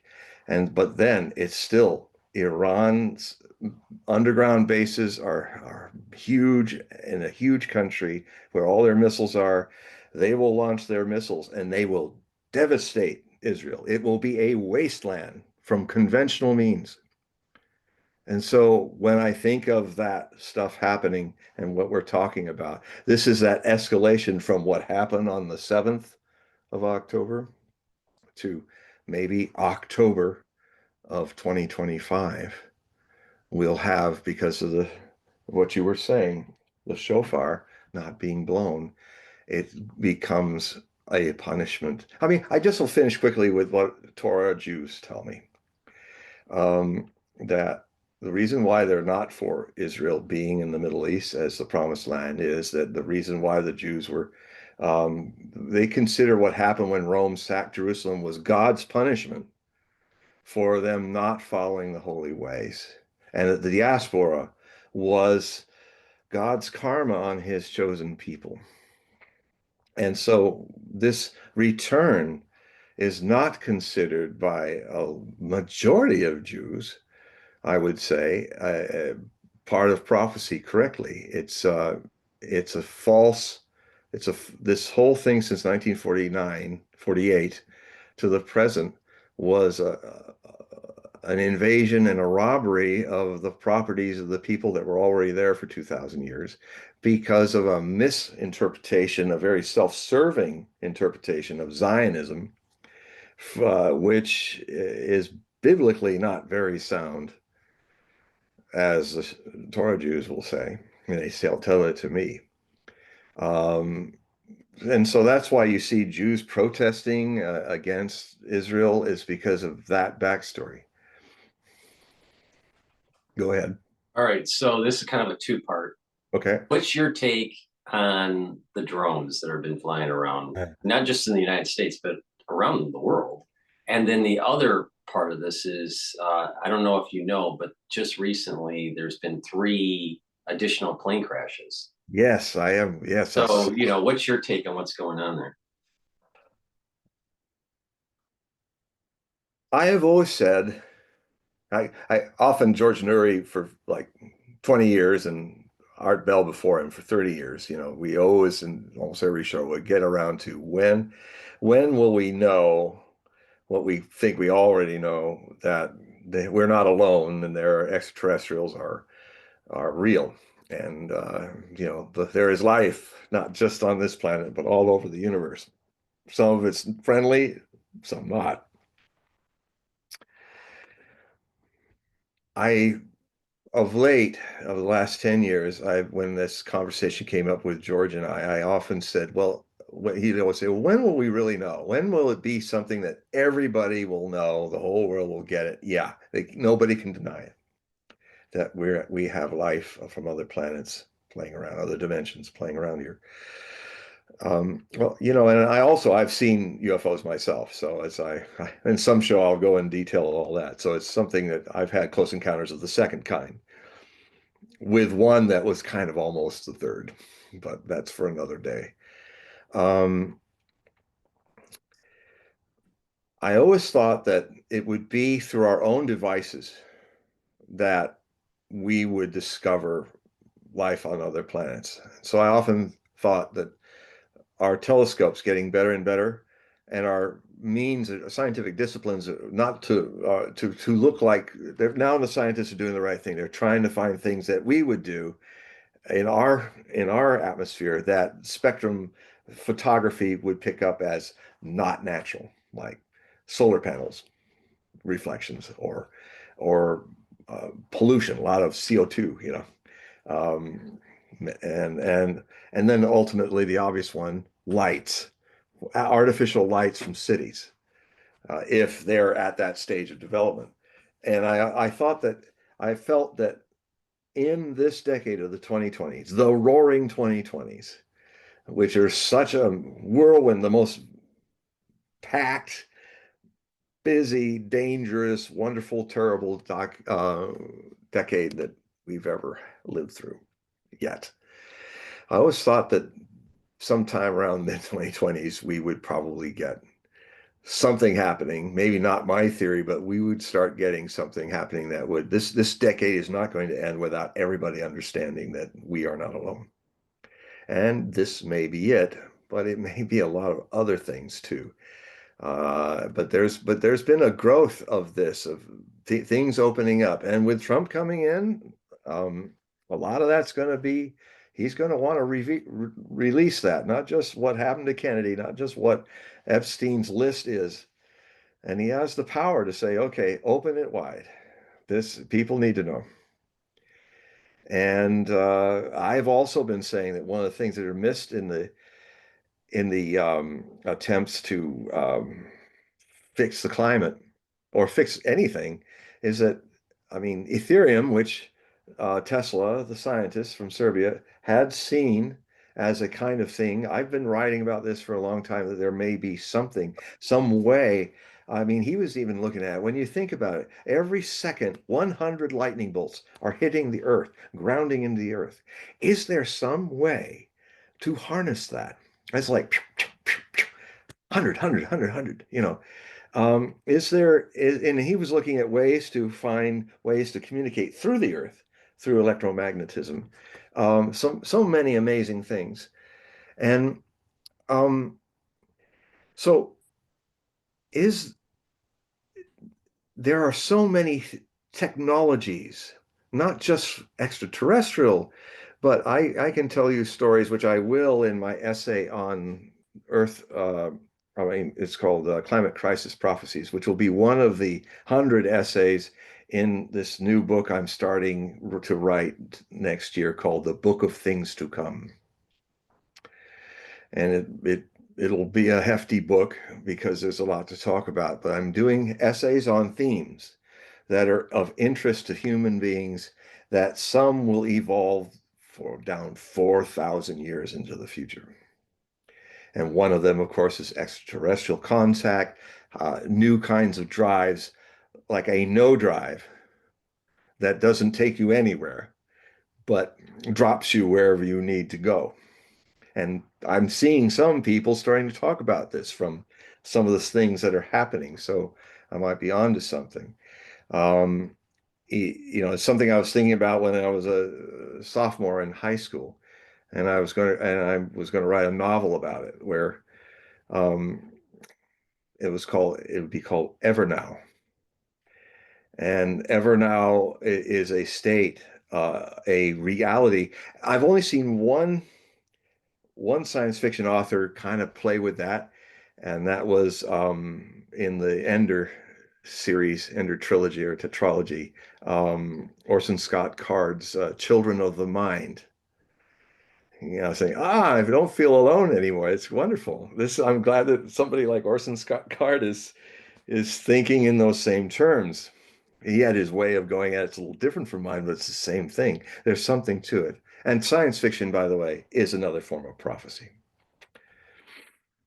So, yeah, I've got. My take on the drones is that it's U.S. technology. We're preparing for the next war. Well, that's part of it. That's certainly part of it. I mean, that's why they want to guard it, because they don't want to share it to the world. But and then there's some reasons why they might not want to share it. And the Russians have it, the Chinese have it. It's not just us. But and it's also there's the business interests that will kill a person who makes a car. Like I remember the guy who made an engine that could run on 100 miles a gallon, and he's a real guy, and he sold it to the patent, and he was expecting that they would like use it. It wouldn't be nice. We'd have all these the gas we could save our oil and conserve it and get it where we need to go. And well, they tabled it and locked it away. Mhm. And in that essay, I'm going to end it with a demand that the people rise up and demand of their government that they order these companies who have hidden these wonder experiments, wonder inventions like a car running on water. I mean, we're close to that. Hydrogen cars may be the real breakthrough because you're only the only thing that's coming out of your exhaust is water, which is fine, not polluting. So uh, we will need such inventions to stabilize the climate. Uh, Windmills and all the things that these half half-arsed things that people are rushing to create. Electric cars, rare earths. There's not enough rare earths to do any of this. Tesla's wrong. Elon Musk is wrong about that. I predict. It's just like, but he's smart enough to know that eventually and probably looking at other things. And I feel it. Those things are locked away from the human race. And it's a crime that we don't have them. Imagine if Ethereum works and we could literally teleport wherever we wanted to go on the planet through using it. Of course, these great changes will bring fear. They may Well, be my fear is what we saw in The Fly. You know, we teleport, but we may end up being genetically modified on the other end. We end up, turning into an insect. So there's Yeah, well, that's because the fly got into the thing. right. But I mean, Well, you just got to build it so it doesn't do that. That's the whole idea of chaos, is that you plan for certain things, but you can't Well, plan that's for the everything. danger of it. And I agree with my master Osho, who said, yes, there's dangers, but I go for it, and then try to learn from it, because otherwise we don't grow. So it's dangerous. Yes, it's dangerous. That's my view. I've been reading a book, just to switch gears here. I've been reading. Have you heard of the term yokai? No. All right, so it's a Japanese term, Hmm. and it's like demons or like folklore. So you probably have something similar in India, but where it's like demons or ghosts that play tricks on humans. Sometimes, it's just as a joke. Sometimes it could be more, serious and they take a life or something like that. But I'm reading a book that's just it's by Michael Dylan Foster, and it's so interesting. It's just the different folklores within Japan. but I'm Mm. sure that's something similar in India or with Osha. Oh yeah, well, everywhere. I mean, and then let's on from the Jewish source, and from what I learned through Nostradamus, a Christianized Jew. His family, he was born Jewish, but his family had already Christianized everybody coming through the birth channel. But he gave him both worlds, and that was his way of being a Catholic. Catholicus means the church universal. So universal truth means that everybody's got a piece of it. And that was the kind of Catholic that he was with his Hebrew background and Jewish background. And um, uh, it's clear to me in my biography on Nostradamus, A Life and Myth, which is available at Amazon, um, is has back from 2003. I wrote it on his 500th anniversary of his birth. There's it's clear that the grimoires of Solomon were also part of Nostradamus's magical lexicon. And Solomon was given the gift of using daemons, lower astral type people of the lower planes, also to do the service of his work. And we know from Jewish lore that there was exactly what you were talking about, that daemons could be tricky, they could be used, they could be, this kind of puritanical thing that happened with the Christians where they were just bad.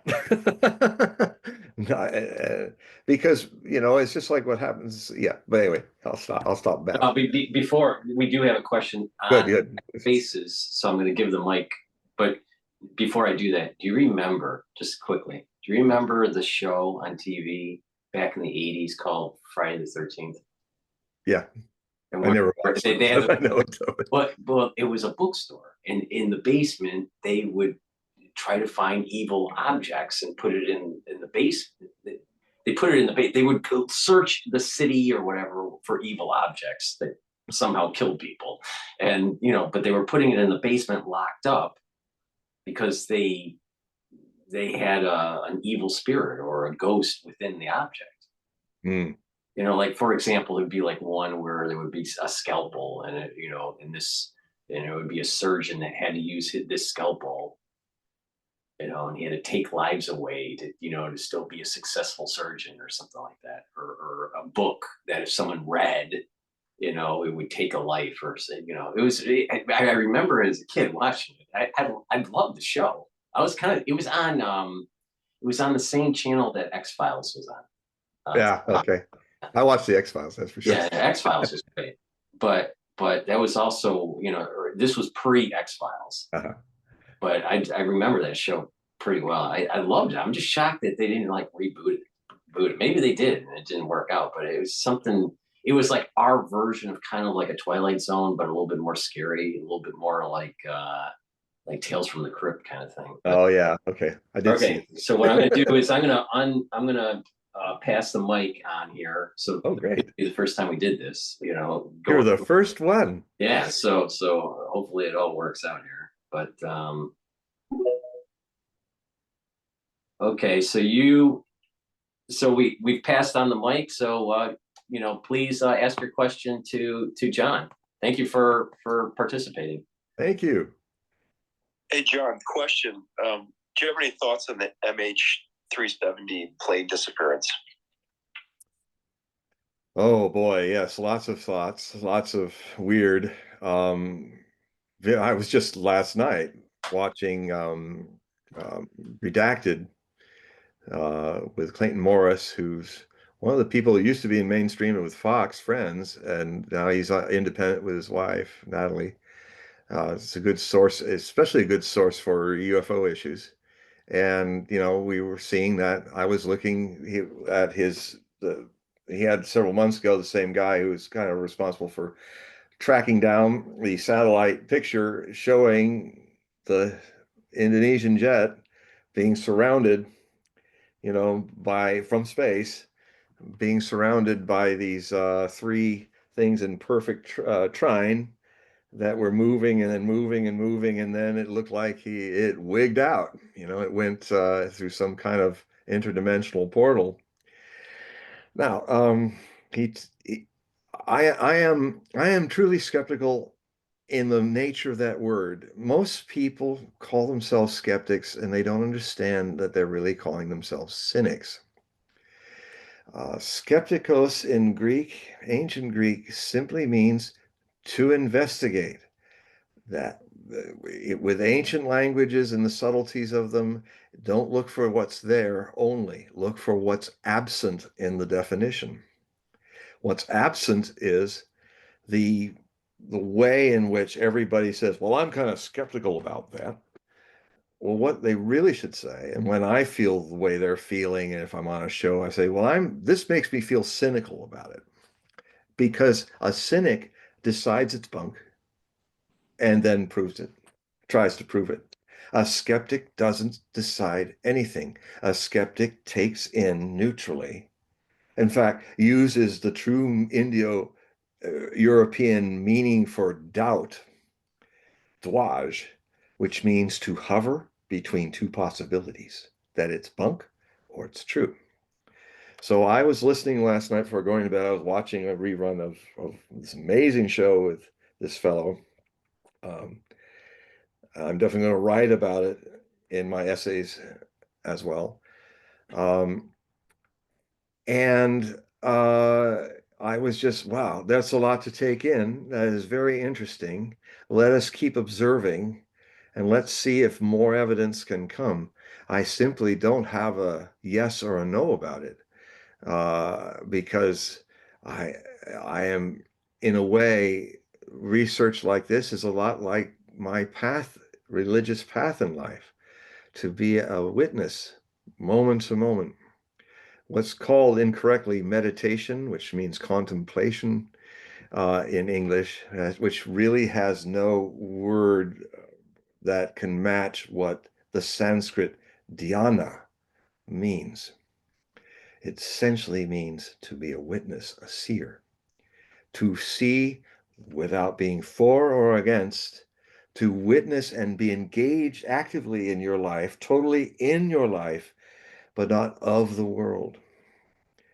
In a way, you can live more intensely and alive that way because you are a witness. Inside whatever you're saying, thinking, and doing is something that's beyond all those things, that is a source in everyone's being. That's the hypothesis of subjective dhyana meditation science. And I apply it also in the term of skeptical. It is to be investigated deeper. And thank you for your question. Well, that was our first X question. Yeah, bravo. It went just fine. Yeah, it's well done. So it does work. This idea does work. But I just want to remind the audience, this is supposed to be interactive. It's not a monologue, and we do appreciate your questions. So you can ask the questions through X Spaces. Just request the mic and I'll pass it on. You can ask your question to John, or you can type the question in the chat in the live stream here on YouTube. Again, you can also see the live stream on my website, the-studio-reykjavik.com. And I want to remind the audience that in the description box of the live stream video, you can get to John's website and take a look at his wares. You can sign up for his periodical and to do a reading. So I don't know if you want to, mention a little bit about that. This is a great time to get a reading. It's when people kind of want to see what their new year is going to be like. So what I do is I do it on Zoom and online, so I can reach the whole world wherever you are. It can last 90 minutes or 2 hours, the readings. I do it at the end of my day, so I am on the days that I'm choosing to have readings. So we can be as quick or as long as we need to be. And I use astrology that you can get from astro.com for free. You can get any kind of chart you want from there. It stays up to be picked up by me in a 24-hour period. And it's free. You just type in your birth information and all that. It's very easy. And then deeper into the reading, I pull out the Osho Zen Tarot and do a Celtic cross reading. And I have a kind of, I don't know if anybody else is doing it like I do. If I'm doing the cross where you have the issue, the thing that's over it, the message from the 1/10 of the aware world, the message from the oceanic, the 9/10 that's hidden from the surface personality that we live in, the past and the future. Um, these cards are wonderful. They're totally anchored in the tradition of tarot, but they do wonderful things. Like, for instance, pentacles are called the suit of pentacles, which is an earth sign, earthly matters, is called the suit of rainbows.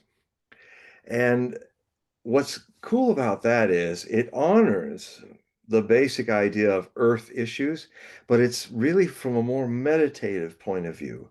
It's where if you are here and now, firmly standing on terra firma in this moment, in the moment, you are in a trine with 120 degrees with the angle of the rain, your position, and the angle of the sun, and only you see the rainbows. And what that metaphor means is what Osho used to say often to us. He'd say, if you can really sit and be and live every moment of your life in the moment, existence reveals all of its secrets. It's waiting to hand them to you. And so, and this simple, normal, most ordinary potential of every one of you, every one of the human beings that are alive today, every one of you, it is your birthright. It is your birth gift to the world that you came embodied in this visit in a body with this ability to be a witness and live totally your life in your life, but not of it, not identified with it. As Bodhidharma, the great Zen master, once said, my teaching is very simple. Don't hold on to appearances. Now, that doesn't mean you have to escape the world and hide in a cave so that you don't get caught up with appearances, things that you get caught up in, like, well, the cave is an appearance. The body's the appearance. The world's an appearance. And there's nothing right or wrong about it. It's what it is. It's like a wave is an appearance of the ocean as a shape, which is only a kind of passing phenomenon. The ocean has no shape. And when it's inside the wave, it might think it is a shape. So, so a lot of what is kind of unique in my readings, as at least as I experience them, is that I tune into you and I read you like the way I read the world. The world, every day I'm reading the world and I'm listening and watching, and it's telling me and acting out all of its stories. And so what I do is, it's not like the usual reader and person being read where they sit there and they're going, okay, tell me about myself. And then I go, well, what I can say at this moment is that you're completely shut down because you're playing that old carnival game. And it's okay. Everybody learns that carnival game. I can't read you at all until you open up. And then, so tell me a little bit about your life. Tell me, what are you feeling right now? Things like that. You are the world in a microcosm. World, tell me about you. And then the oracular things start happening. So it's kind of unusual. You won't probably find that in most readings. I'm not Zelda down the street in the head shop. I'm something a little weirder and maybe more wonderful in what I do. And so you've a lot of the feelings that you're feeling, the presence of me in this public thing, well, it becomes an intimate one-on-one. And it's always a pleasure to read and share, and even though I deal with a lot of scary things in my prophecy world, um, um, even that, I don't hold on to its appearance. That's why I can laugh Armageddon off the map. I think we have another question. Oh, good. So Close that guy down. Have another question. so Don, I'm not sure if you have your hand up. So if you want to just unmute yourself, you can speak. I was going to follow with John. I really two questions. So I guess skeptic of the MH370 is to try to explain what is the technology if we're seeing something that's unexplainable. But the other one is these cycles that we're talking about. I've heard people, and I've actually had some people who have economic models that have been using these age of Aquarius, that we're moving out of the age of Pisces and the age of Aquarius. And there is, do you have an interpretation of what, again, that cycle means? Well, the cycle, this is part of the great year where it takes the sun, I think, can't remember the exact number. I always check my numbers, but I think it takes something like the great years, like 20,000, 25,000 years or something for the sun to, in the position of how we see it on the earth, to make these, from the spring equinox, these slow moves through the sky. That is one of the reasons why we have the Gregorian calendar trying to erase 10 days that the Julian calendar had been doing, so that planting was done. It was screwing up the whole thing. So they erased, Pope Gregory erased 10 days so that it could get it back on track. And that's why we have the leap year in February, to throw away a day to kind of keep us from wandering on that slow process that goes all the way around the zodiac, the sun. And so each time in this regard, the sun, each of the zodiac houses is an age. Some are larger, longer, some are shorter, depending on the constellations, but we have basically moved out of, we're now more in Aquarius than in Pisces. But we're in a 150-year, we started doing that in the 1770s. And actually the American Constitution and all was a kind of a beginning, a baby step where we said all men are created equal. Now we're starting to enter a period a few centuries later where we've included women are created equal, and now we're going to make the next big jump in the next 150 years, which is purely Aquarian age. And that is, we're going to learn about two basic things. All people are created unique. It is our uniqueness that is what we share and is to be celebrated.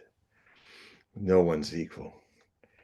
I mean, this face is not on all the other faces, thank God. So, John, have you ever read the Foundation series by Isaac Asimov? no, I haven't. I've read a lot of other stuff, but I just find Asimov, this is my own limitation, I find him too cerebral. I'm a Ray Bradbury, Dune kind of science fiction reader, and Arthur C. Clarke too.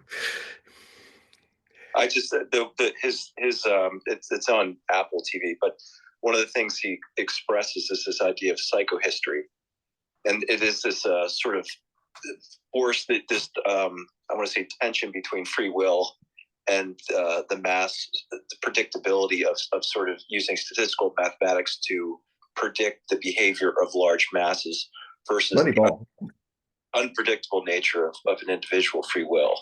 Yeah. And what he's saying is that in the Foundation series, that there is going to become a collapse at some point in time with the Foundation, and that they can essentially eliminate the Dark Ages, or they could limit the number of years by having a repository of informations. So how do you, this whole idea of how do you store up this past, because there just seems to be, and I'm going to bring in other people at this point in time as well, it seems to be this idea that we are a culture of amnesia, and the idea you learn history-wise so we don't repeat the past. And it seems to me that part of what we're going through right now is a period in which you just mentioned is maybe this expression of maybe a point in time where maybe there's a power structure that's trying to restrict free will and the individuality because they recognize that it can have an influence on their ability to control the masses. Oh, yes, this is a cycle that happens, but what makes it unique in this time is we're a global society. It was more regional. So many of these things were all localized and happening in their own times, where the rest of the world was not even aware of it that much. But in this globally connected society, everything becomes a global issue in this way. And one of the main struggles that is happening, I started writing about this in 1990 in India, my first book. Well, it was my second book, that Millennium Book of Prophecy, which was published in 1994, but I wrote most of it in India in 1990. And in that, I've talked about the warning, there's a dark side to Aquarian Age. And I wanted to, put all the rainbow ladies and all these Piscean dreamers that thought their dreams would be projected into the Aquarian Age and so many New Age books, and saying, no, leprechauns riding dolphins is not the Aquarian Age. It's the age of science. And it's a science that's not just about, it's not an age of faith. The Piscean Age was an age of faith. The Piscean Age was an age of centralizing control. Power grids centralized, government centralized, nation state centralized. The Aquarian Age is like the oracle in the I can't remember the name of it. To Neo, she said, "I'm here to unbalance it." The architect was there to bring order, but she said, "I'm here to unbalance it." So it's a more feminine, sinister. Unfortunately, means left, but it's also a term for feminine. But it's always been in a male-oriented Piscean Age been given this idea of it's bad, evil, something wrong. Well, women are scary, but that's what makes them wonderful, in my view. So the struggle is between the unraveling of the Piscean Age. Now the Piscean Age is trying to use some of the energy of the Aquarian Age to actually create a police state with a smile. That's what I was saying back then. I mean, the famous quote that was around after Ted Turner retired and CNN started to go down in the mid 90s, there was this ad that was very creepy where they would say, it's not always important that you know what's going to happen next in the future. It's just important that you know someone who does. And I wrote after, yeah, Big Brother knows. And so, the idea of 1984, the idea with a closer dystopia is Fahrenheit 451 to our world in a lot of ways. These are the attempts of the controlling, freaking Piscean Age, which is dying. It's losing its influence, and the reason and where we're going is a world of personal sovereignty. The fundamental humanistic Aquarian Age atomic idea, simply put at the roots, is everyone living as a sovereign nation of themselves. It is what anarchy, a much misunderstood word like apocalypse, is now. People are doing the antithesis of what anarchy means and the apocalypse. If I say apocalypse, a lot of you are saying, oh, doom, gloom, retribution, cats getting down with dogs, everything is going there, and there's judgment and retribution and the lake of fire, blah, blah, blah. Apocalypse is equally in its meaning to enlightenment. Buddha had an apocalypse under the Bodhi tree. It is lifting the veil of illusion. Lifting the veil, literally. Well, I would even go deeper, is a layer deeper. There is a witness in you that is watching you lift the veil. And that's also an illusion. There is no veil. Do you see a tension, though? The one thing that I've also seen, you have people like Jung talks about the coming Antichrist. And it's this idea, again, of these lack of recognition of the capacity of say that individual sovereignty for committing evil. And this idea that the material world that we live in is a dualistic one, that we're here to understand the differences. The only way to understand good is to actually have its opposition, which is evil. They're one and the same. This hand and that hand are connected to the same body of experience. But how do you explain then the atrocity that we've seen, whether it's what's the pogroms in Russia or what's happened, the number of Chinese under Mao? It's in this world we have to be able to explain those things, and if you can't explain them as those things that happened at that point in time were evil, then to say that they're one and the same, you have to be able to define that was not that there was really no fitness payoff, if you want to do it in some type of objective manner. Yeah. That there was no scientific payoff to what was actually that experience that humanity saw. Then this is where this is great. You're on the threshold of exactly what deep down is my real work in my prophecy work and writing. I am fundamentally anti-prophetic, but because people, so to way to understand, it's just like the Tantra is fundamentally anti-sexual. Not that sex is bad. Sex has to be gone through. You have to, with awareness, explore your life force.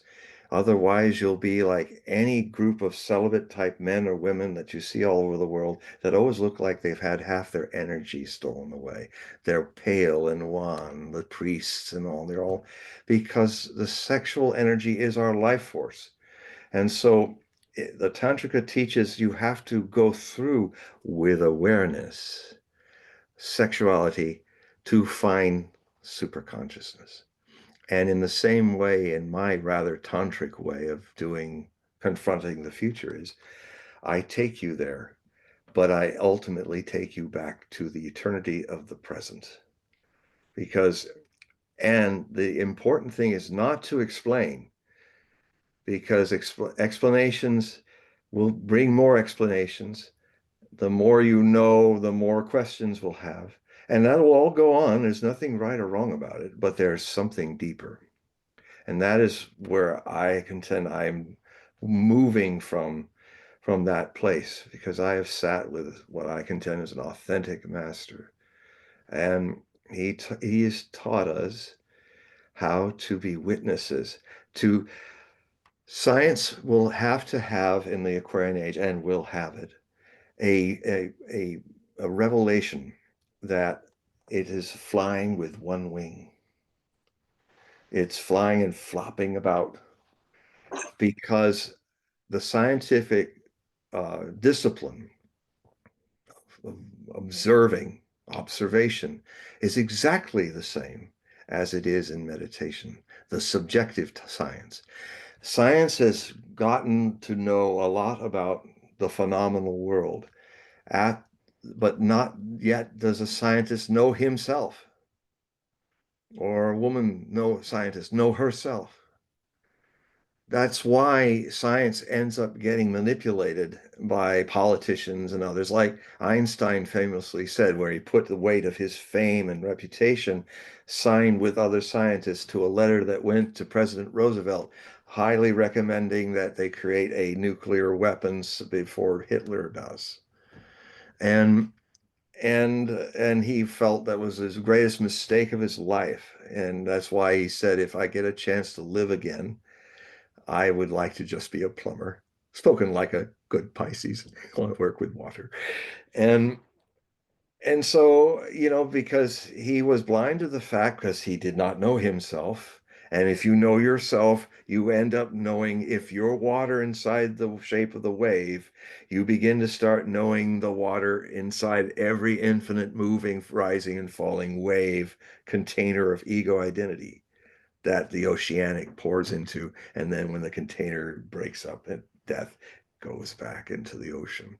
And so the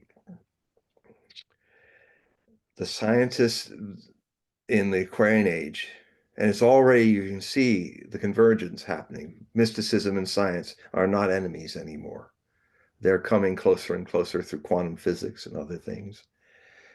which have a lot of similarity to the stages of enlightenment that the Hindus taught, of samadhi, the fourth state, and other things.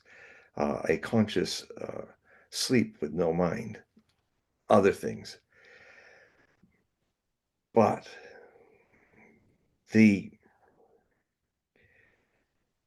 what is needed is meditation. Science needs to also embrace meditation so that the scientist begins to know how he or she ticks. And then the science must go in as much as it goes out. And then if it does, it births a new wing. And then science, in the age of science, will fly well. So John, we do have another question if you want to take it, but I think Don wanted to just chime in for a rebuttal, maybe. Don, do you want? Oh, Don? Yeah, Don, do you have an answer, response to that? One of the things that that I've been perceiving is essentially there seems to be this spectral aspect of being that's been ignored by the sciences, that's been off limits. And one of the things I see in a lot of these spaces where I would say people that I call them, but they're part of this woo world, which I find interesting because it's, again, how do we know unless we test what they have to say to whether or not these things actually are true, what they're saying. And they're testing sort of these ideas that things like telepathy, things like and the thing about telepathy, which I think one of the issues that I see right now on Twitter in these X spaces is specifically what is the truth. And you've had people like Plato and a lot of the pre-Socratics, they were all trying to figure out how do we uncover what is the truth, especially in a world of abstraction, and in which we don't have maybe access, in the case of whatever's being explained to us, we don't have direct access to the information or even the experimentation of the scientists that are performing it. So there's this heavy reliance on people to be able to tell us what they believe to be the truth. So there's this idea that I have to trust. And therefore, if I know the intentions of the person who's delivering the information to me, and the idea of telepathy is kind of pushes that. The idea is that if you cannot lie or hide your intentions behind as you're presenting the information, it maybe presents a new way as to how to construct society. Because one of the things I find in trying to understand what's happening in the world with all the war and this, I can't fathom the way that these drones and this directed energy, whatever's happening, the biological, that war makes absolutely no sense to me. And I can't imagine anybody making some type of calculus and some type of geopolitical arrangements where the war and the weaponry that we have, any type of violence makes any sense anymore. And yet it happens. And so I'm trying to fathom in the way that we're moving, there's something about understanding the true intentions of the people that are making these decisions. The only way I know is to understand yourself. See, the mind creates time. It moves. Therefore, in its movement, there's nothing right or wrong, but it's what it does. Suchness is the case of it. The mind has a thing it wants to do. It creates a goal. It requires time. And the mind is a great servant to something deeper inside of us that is no mind. It's not the mind, but it can use it when it's necessary as a tool. But if a person has not started to remember that no mindness that we came into the world with, then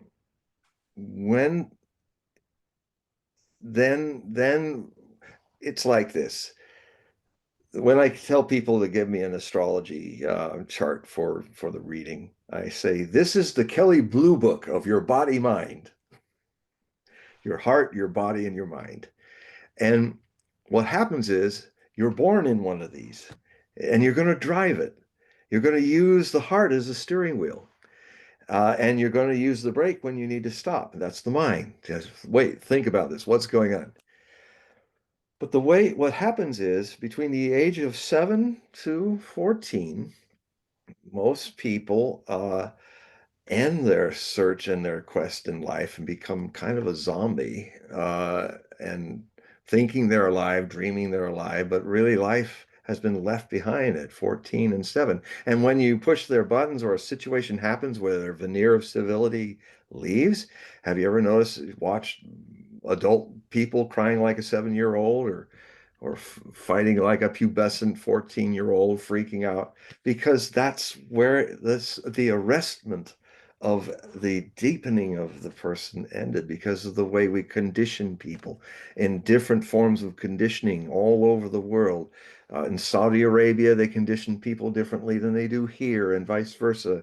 And people are conditioned to be Christian or an atheist or this or that. And and so And so John, can I just jump in there, because that's getting to my one of my things that I'm fascinated with, because you're mentioning an age, and so to me, what in your mind? You mentioned the 7. Did you say 7 is when 7 to 14? 7 to 14. So Yeah. what? So is that, to me, that the extra organ of perception, and I would call it a techne, is language. So is it language? No, it's not mind. It's not mind. Your mind is brilliant, and it's a beautiful servant. But right now, like most people, we are not driving our body-mind vehicle with the wheel that's the heart. We're driving it with the mind, which means we're trying to go forward with the brake. Stopping and thinking, what's this about? What's that about? And it's nothing wrong with the mind. The mind is a wonderful servant, but it's a terrible master. The mind, what I'm talking about is something that is, if you can kind of review all the things you've said in this wonderful interchange. Thank you for speaking about these things. One step back, where you go on thinking, nothing wrong with what you're saying, but there's something deeper. There's something deeper. Even people who try to do mindfulness as a meditation don't understand. I can tell immediately those people don't have any understanding of meditation as it really is, because mindfulness is being full of mind. And now we're just going to make full of mind a meditation thing. It's just another projection. The H2O is the formula for water. And one could know that it's 2 hydrogens and an oxygen, and then that's that. But meditation is where I take you, grab you, and we both fall off the cliff into the rapids, into the flood, and are in the rapids, having to be in the moment, be with it, taking it wherever we are. And then as we survive this and get out all wet and on the beach, I said, now that was more than H2O. And John, do you feel this is? I'm again, I'm in these spaces as well, the metaphysics spaces, and talking about intuition. And I agree to some extent that sometimes intuition, which could be connected to the heart, what the heart feels, may actually be illogical to say the world order that they've been given through language. You mentioned the Christian or Muslim, and that's a constructed world with you through language of how to interact in the material world. And there is something, like you're saying, when you live in the moment, you may be connected to the divine without a language to try that is necessary to be at least within the sourse code of the divine. That there's more of an innate or intuition to what is beauty. It resonates, but there isn't necessarily a language that can explain it, or yeah, no, it's wonderful what you're saying, but the thing is, the mind is seeking an explanation, and your mind is wonderful. It's speaking richly about that. this, and what a great servant it can be if you're a watcher of it. If you bring, if you become a witness. See, meditation is like being a mirror that perfectly reflects what's before it, as it is, as it goes.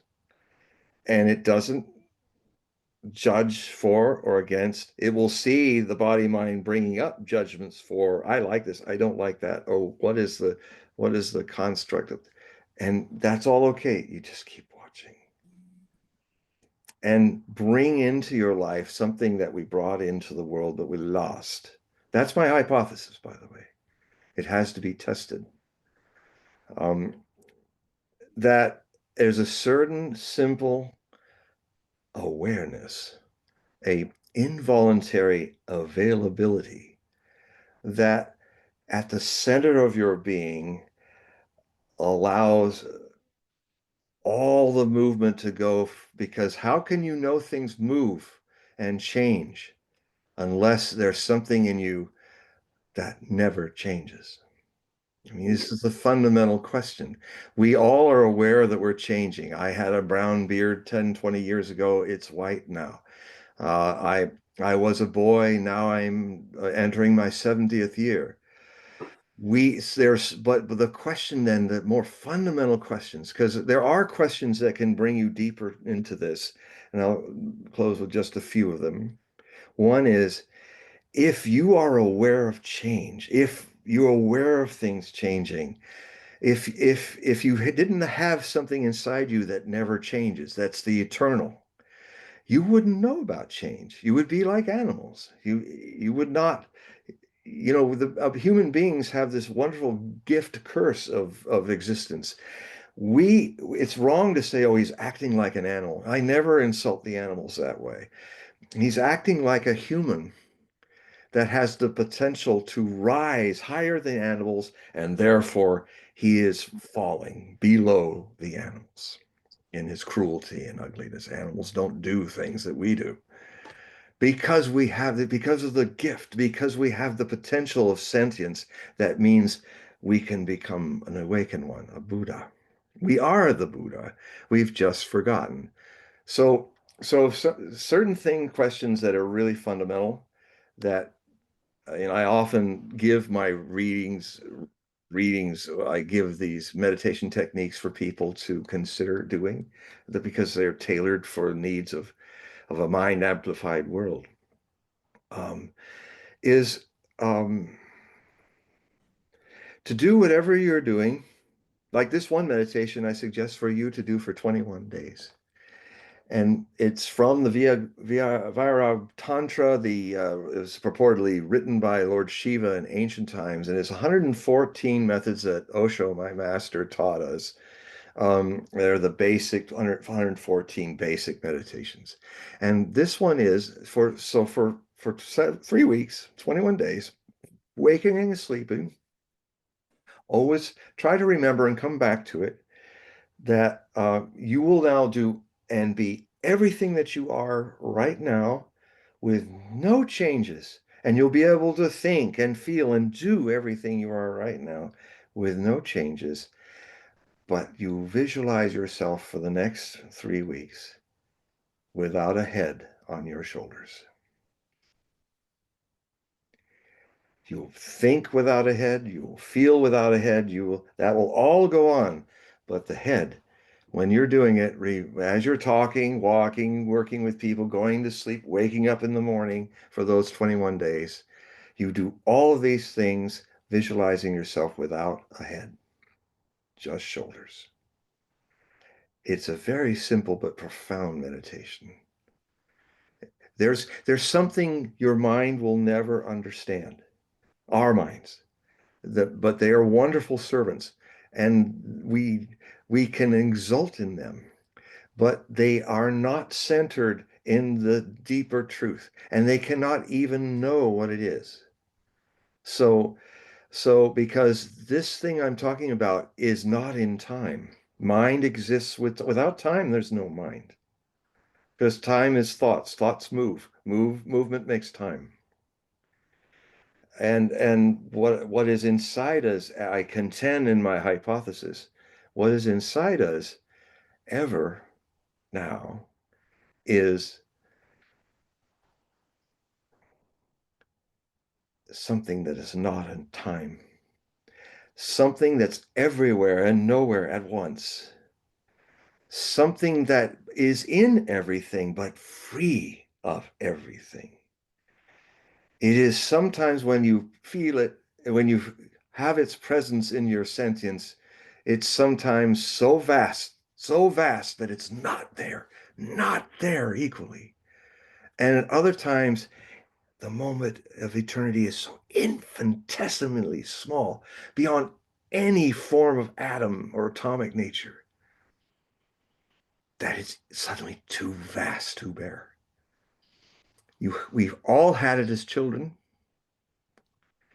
and our conditioning programs, meaning well, were done by fellow children that grew up to have egos be their center, to be taught eventually at the age 7 to 14 that there's no driver to the car.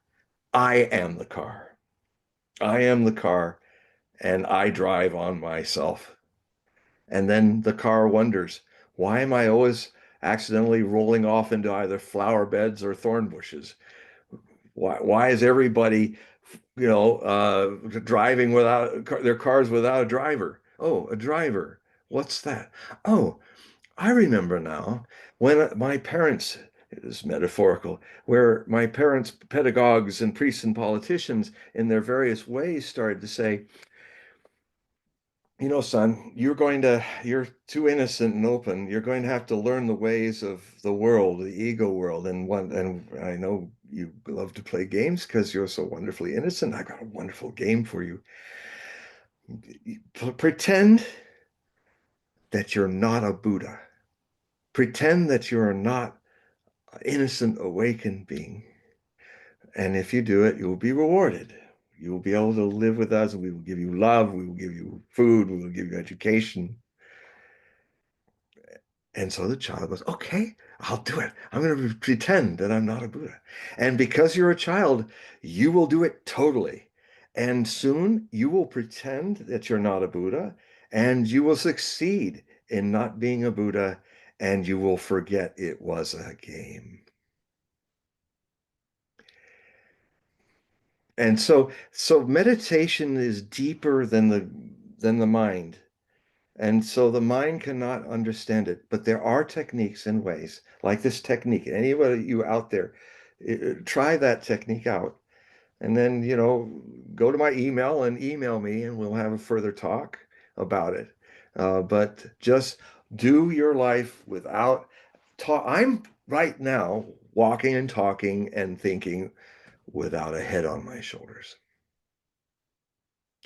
It has a way when the mind is not the center of your identity, because all misery is about identity. Identity comes from the word idios, to be an idiot. In ancient Greek means to be under the illusion of being separate from the cosmos. And so there's nothing wrong with being an idiot. We're all idiots. It's our nature to be idiots once we've taken on ego. So Gurdjieff was the great mystic who used to use that whenever he's talking to his disciples, and he just had to talk to them collectively. He'd say, "Oh, you idiots over there, you will come and dig this ditch in the commune, and you idiots tonight will cook our meal." And they even had toast to the idiots where they drank Calvados and strong liquors, and then you had to say it straight and not be drunk and say, "We now toast the round idiots and the square idiots." And you had to go around this. You had to be very alert to go through this whole toasting of the idiots. And what you understand is that it's not an evil, or it's not a good or bad. It's the suchness. Meditation makes you aware of the suchness of things. Such is the case that I am an idiot. And everyone else is. And we're pretending not to be a Buddha. I mean, my teacher used to say, when he'd be sitting on the podium and all of us be before him in Pune, India. And one of the questions that was asked to him is, we see you every morning on the podium, Osho.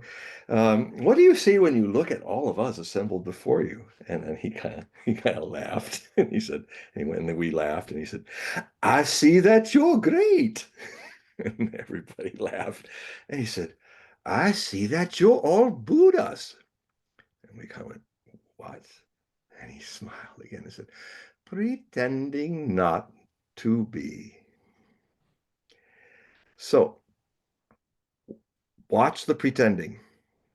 Whatever you can think and see, anything that you experience is outside of the original face that is seeing it. That which you will never encounter because you can't. You are that seer. It's not a face, it's not anything, it's not an action, it's not a feeling. And when you just simply be a reflection of all those things, because that's what the original face, the Zen masters say is, it's you are it, so you cannot encounter it. You can only encounter the things that move and pass, that are appearances, not to hold on to. Enjoy them, enjoy life. But to enjoy the appearances does not mean you are attached to them. Attachment, identity, id, idios, idiot, action, is the habits that you can, by the hypothesis is this: if you simply watch it and see it in its full colors, its movie reveals itself, and you simply dispassionately, neither for nor against, watching it, feeling the feelings, all that's happening. You'll feel things more intensely when you're no longer identified with them. But then, I'm going to finish here. But then, by simply watching things drop by themselves, you haven't really understood intellectually why, because questions in meditation are destroyed by they turn into answer.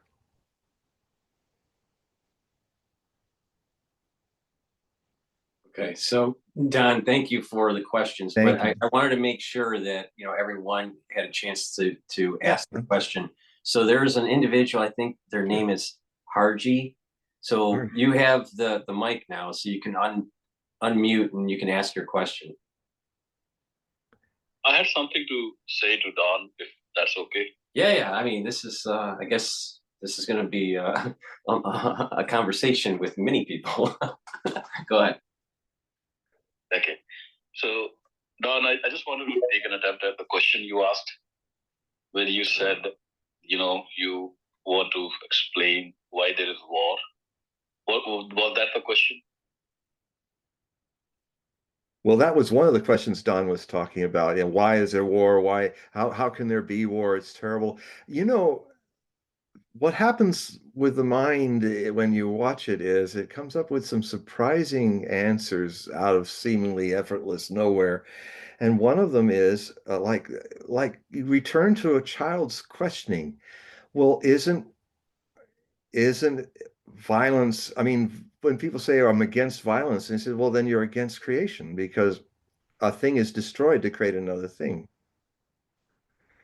So, the edge of the branch that's growing is a point of destruction creation. Creation cannot exist without destruction.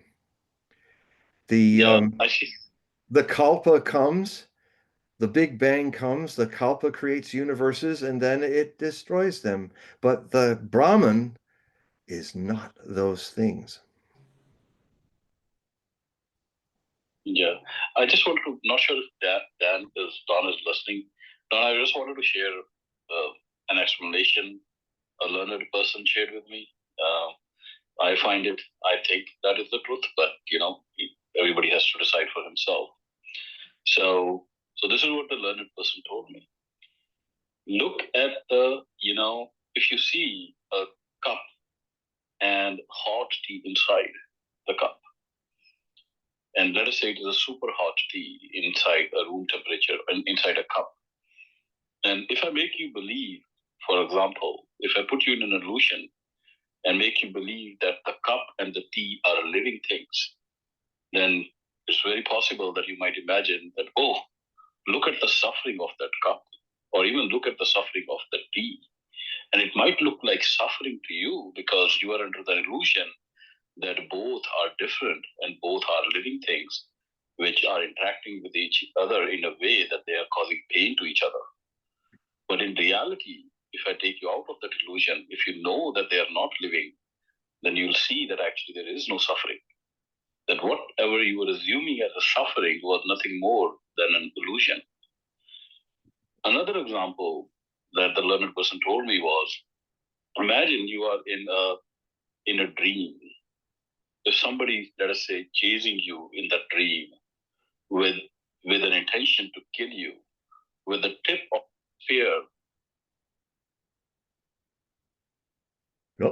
spine, and you're trying to escape death, as long as you're in the dream, that fear is very real. That suffering is very real.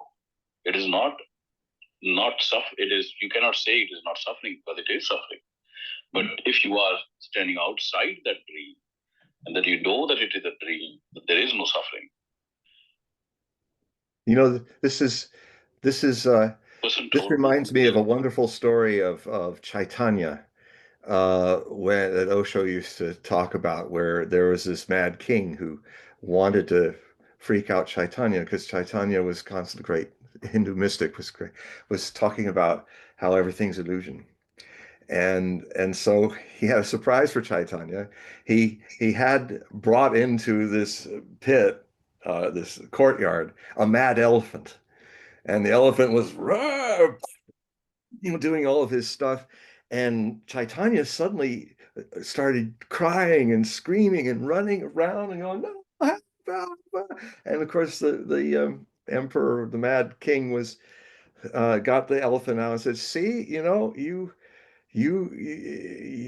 just believing something, and then once I brought the elephant in, you lost all your holiness, you got freaked out, you were running around. And Chaitanya said, no, that's the illusion. My screaming was the illusion, my fear was the illusion. Because the elephant can't kill that which is not the illusion, but the illusion that's around me freaked out, but I'm not that. I'm curious to know what Don has to say about this. Yeah, Don, are you still out there? Yeah, I'm still here. I have good. It is my opinion, because I've seen suffering firsthand. We are.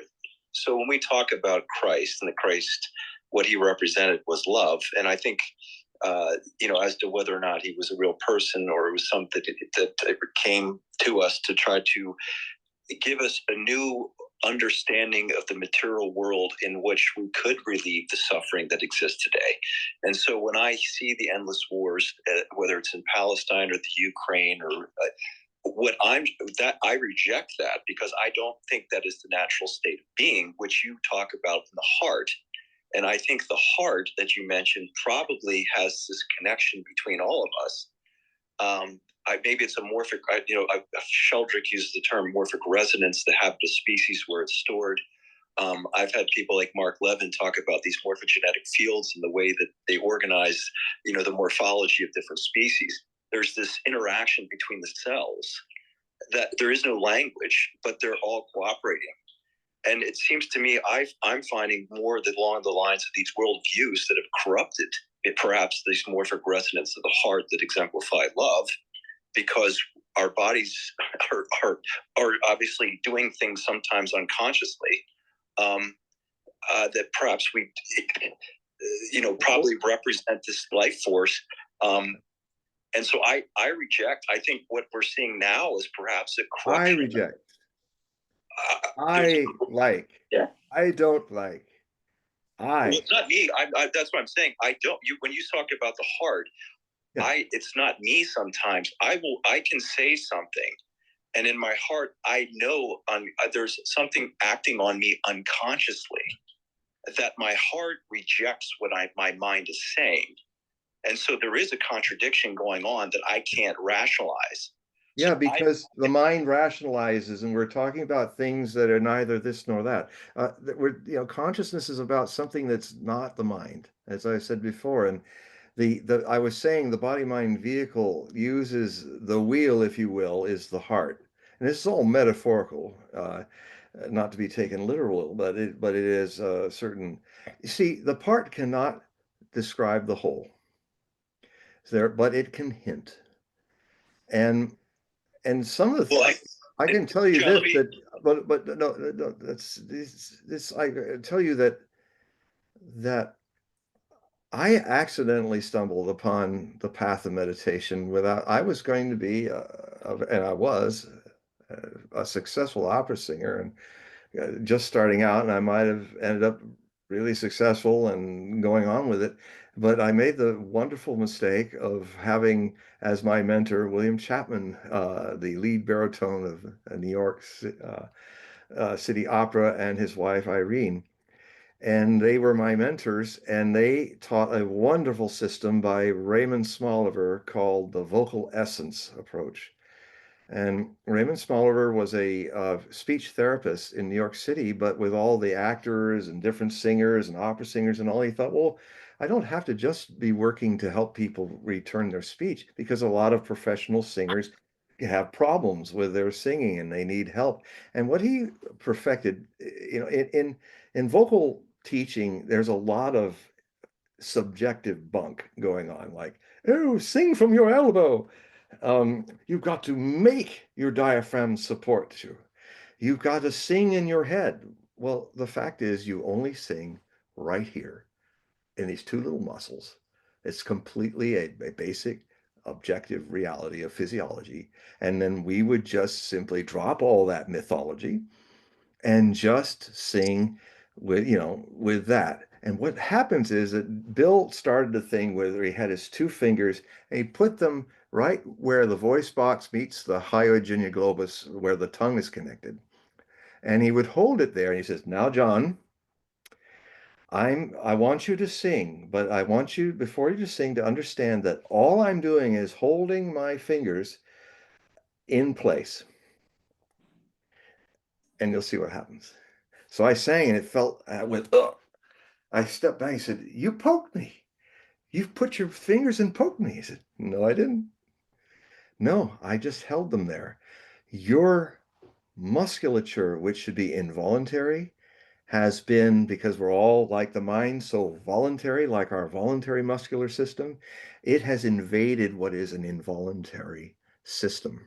Just like you don't make yourself digest food. I'm going to digest that burrito and I'll digest it for the next 12 hours. I'm going to, you don't make your hair follicles here, they do it. And so what happened was I became aware through the rolfing of my throat that how much I had brought the voluntary muscular system, because we're taught in this world to do, to be, to make efforts. And what I learned from Bill and Smoliver and his technique is the Zen of singing. The effortless effort. You know, when people impersonate opera singers, they're always impersonating them as going like that, with their strangling their throat to make a deep sound, which isn't. It's just when you have a 5,000 seat voice, you do it. It's literally like you've learned how to involuntarily get out of the way of those two little muscles, and it has a quality of hurling, but it's very pleasurable, not because you're out of the way. So rather than hurling food, you're hurling sound, and it's effortless. Just like if you ever hurled, if you've ever been sick and hurled, it's amazing how effortless it is because it's involuntary. The thing that happened to me is that I started to realize that meditation is so impossible for the mind to understand until one who has a mind becomes aware of the involuntary quality of witnessing. And I stumbled upon it, and poor Bill, it broke his heart. I went off, but finally we reconciled. I said, look, I never imagined that the vocal essence approach would end up in 4 or 5 years having me leave my operatic career and go to India and sit with my master. But thank you, Bill, because if it hadn't happened, the most beautiful gift any man has given me in all my lives, you have given. I didn't plan it to go this way. You didn't plan it, but hey, that's how life is. And that's something for a control freak Scorpio to say. It's like I had to let it go. And um, so I've been trying to hint with the fragments, having to use a mind to say something that's really something the mind cannot understand. But all the best thing I can do is give, like, if any of you email me, and ask and put in the email, you go to my website, hogueprophecy.com, and you go to the contact button, push the button and put an email. And if you just want to just put one thing, put meditation in it, and then I'll know that you want me to send you an email that has the meditation techniques of Osho that I've been using since 1980, since I was initiated into sannyas as Swami Dhyan Arjuna. And just and there'll be some meditation techniques to get, and it's all on Amazon, and 2 books to read, Osho's on meditation, and that one about the secrets, which is with the 414 meditations. And just try them. They create a milieu where you start to that can send you to a place that's not the mind, that watches the mind. And then the mind works in a whole different, wonderful way. Not as a master, always running into circles, always trying to levitate off the ground by pulling itself within its boots, trying to pull itself off the ground, which is impossible.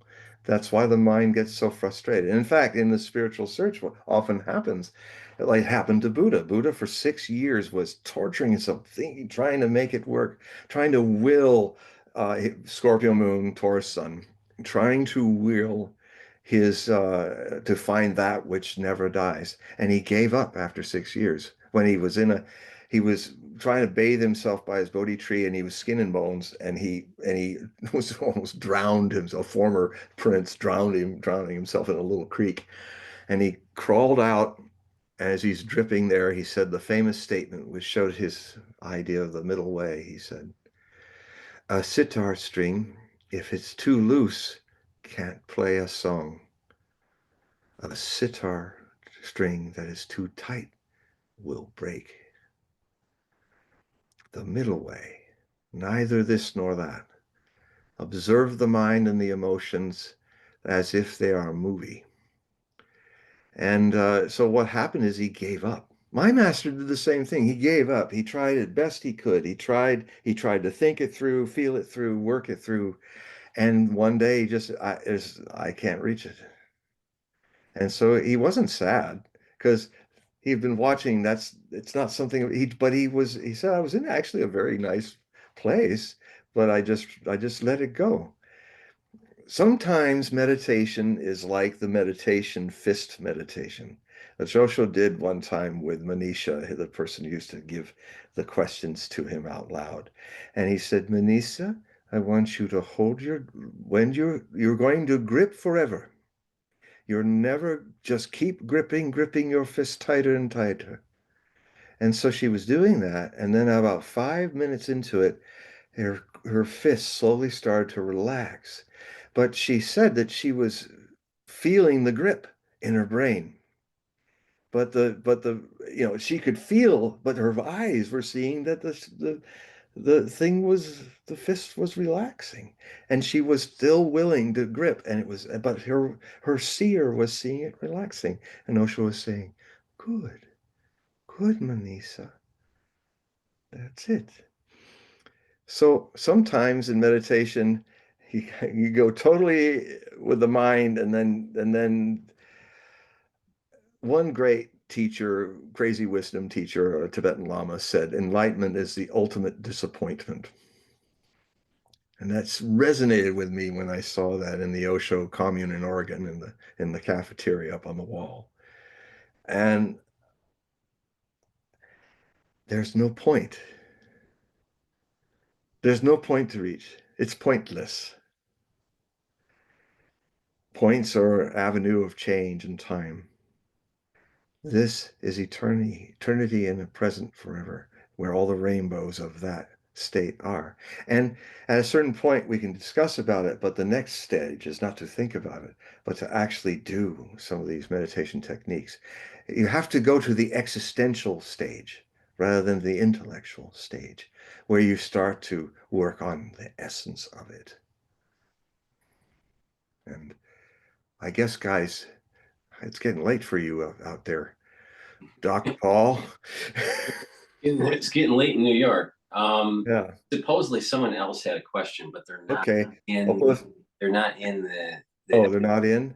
They're Well, not I'm in. sorry I missed it. But you come back next 2 weeks from now. Well, I think this turned out really well, and the whole point, for the ones that are watching all the different feeds, either on the website or YouTube or even on X Spaces, the whole point of this is to be interactive. Yeah. And I think it's a more interesting show, and this is part 26 now, since we've been, recording this, longer series. But I enjoyed the questions and They were great. and I appreciate Don, participating. He's been on some of my other shows too, and everyone that has participated. Yeah, thanks, Sherry and everybody. And But yeah, there's this individual. His name's Luke, but is he still there, or he's in the chat, but he's not in on X Spaces. So if Luke, if you want to type your question, if you can't get into X, if you can type it quickly, then we'll take your question. If not, we'll have to take it next time. But let me just, while we're waiting for him to either log into X or type his question, just to remind the audience, in the description box of the video and all the videos I do with John, just click the link. That'll take you to his website. You can sign up for his periodical. You can do a reading, and that way you help support his work. He also has over 50 books published. 52 in 22 languages, 23 languages. All right, so I mean, you got a lot to choose from. There's some of them. So just and they can get this on Amazon and your website, or they can get the books on your website and on Amazon. Well, yeah, if you go to Amazon and just type in John Hogue books, and then when you get to whatever prompt up, get into any one of them and go find the authors page and click on that link, and then you'll see a lot of my books that are available.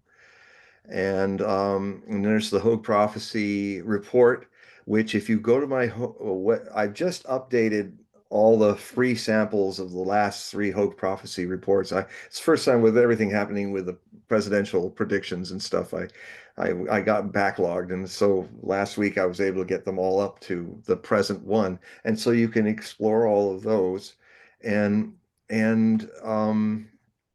yeah, just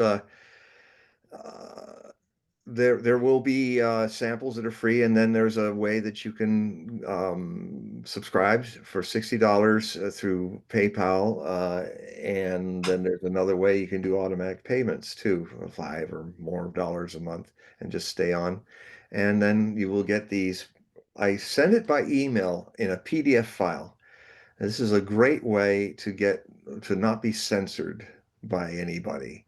And it's like, so you get this PDF in the email you send to donate will be the email that unless you say in your letter in the memo, another email. And then you'll be able to open that up, put it in your computer system, your mail program, your cell phone, and it's fully illustrated, and it's a Adobe PDF, and with footnotes and bookmarks and all kinds of stuff. So, and a lot of times I try to be funny. You know, prophecy can be kind of scary, and heavy. So I try to make it as funny as I can, because if you can't laugh at doomsday, what can you laugh at?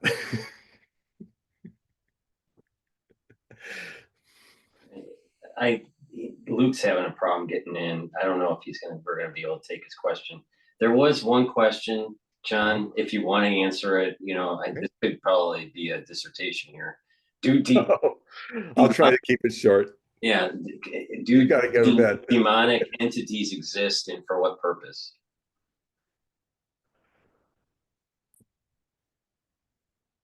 The base metal always wishes to become gold. The lower astral always wishes to become light. The path is alchemical. The art of life is how you respond to what life throws at you, whether it's demonic or angelic. You are something more. Equally, you are something far less open and free. And so I used to have this fear of when I was a kid, a teenager, the Sorcerer or the Exorcist was playing, and I could even hear the ad down the TV set, and I had these movements start happening in my body that were kind of involuntary, and I was like, oh God, I must be possessed. And so I would sleep with the covers over me for all night until somehow the reasoning was, well, it's dawn, I can go to sleep now. And I kind of wonder why it makes any difference if the demon's going to be there. And so then I got into the Gateway program of Robert Monroe, and that helped me more understand Kundalini. And then there was one day, after a long time it hadn't happened, where I was laying down doing a tantric, kind of feeling one's sexual energy rising in the Kundalini. And suddenly I had this little something push me right into the bed. Sitting, his head on its knees, little thing, little demon-like fellow, just looking at me. And without words, I said with my whole being, what have I not done to keep you away? I was like profoundly fed up. And the impression without words that I got back very quietly was, you haven't let me in. So I thought, okay, I'm going to open up to you like a woman opens up to her lover. Come in. It went, and inside my body, I was an explosion of white light, absolutely white, luminous light, all inside me. And that's when I understood. Why is Lucifer called Lucifer, light?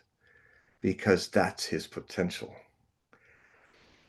Unconsciousness is a form of demonic possession. Consciousness can only come when unconsciousness becomes consciousness.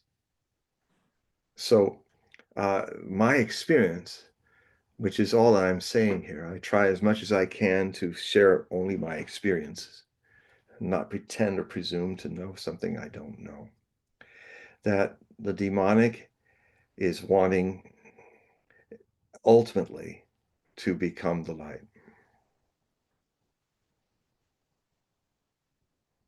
Okay, so we're going to end it there, John. It's getting a little late. I apologize if we missed anybody's questions because of technical difficulties. But again, we're going to do this in 2 weeks or so.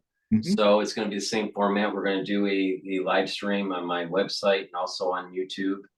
And you can listen on X Spaces and do call-ins and type in questions. And this is supposed to be interactive. But I appreciate everybody's questions and everyone participating and listening. The idea here is just, again, it's going to be interactive, and hopefully we can grow a little bit of a community and Yeah. get storytelling going. Yeah. Well, so you can see it. We did a whole different dimension. The questions were interesting. The whole discussion on consciousness and all, you know, we got to really talk about what's really the core of me. And so that was wonderful.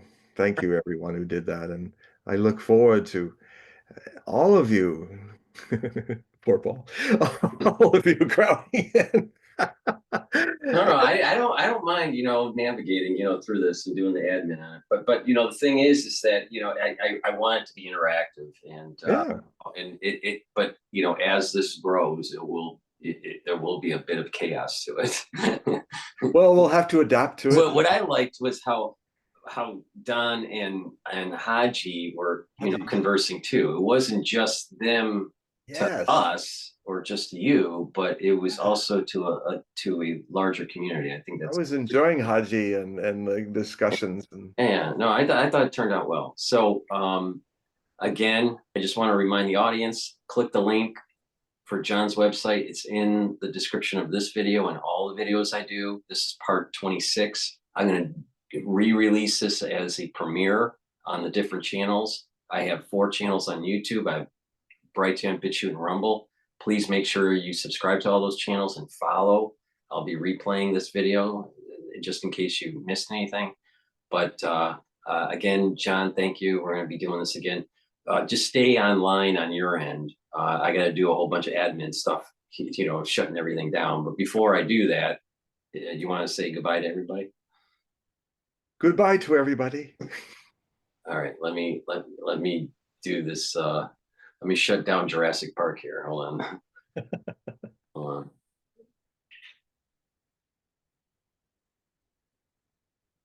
There it goes. All right, that's that, and then stop the recording.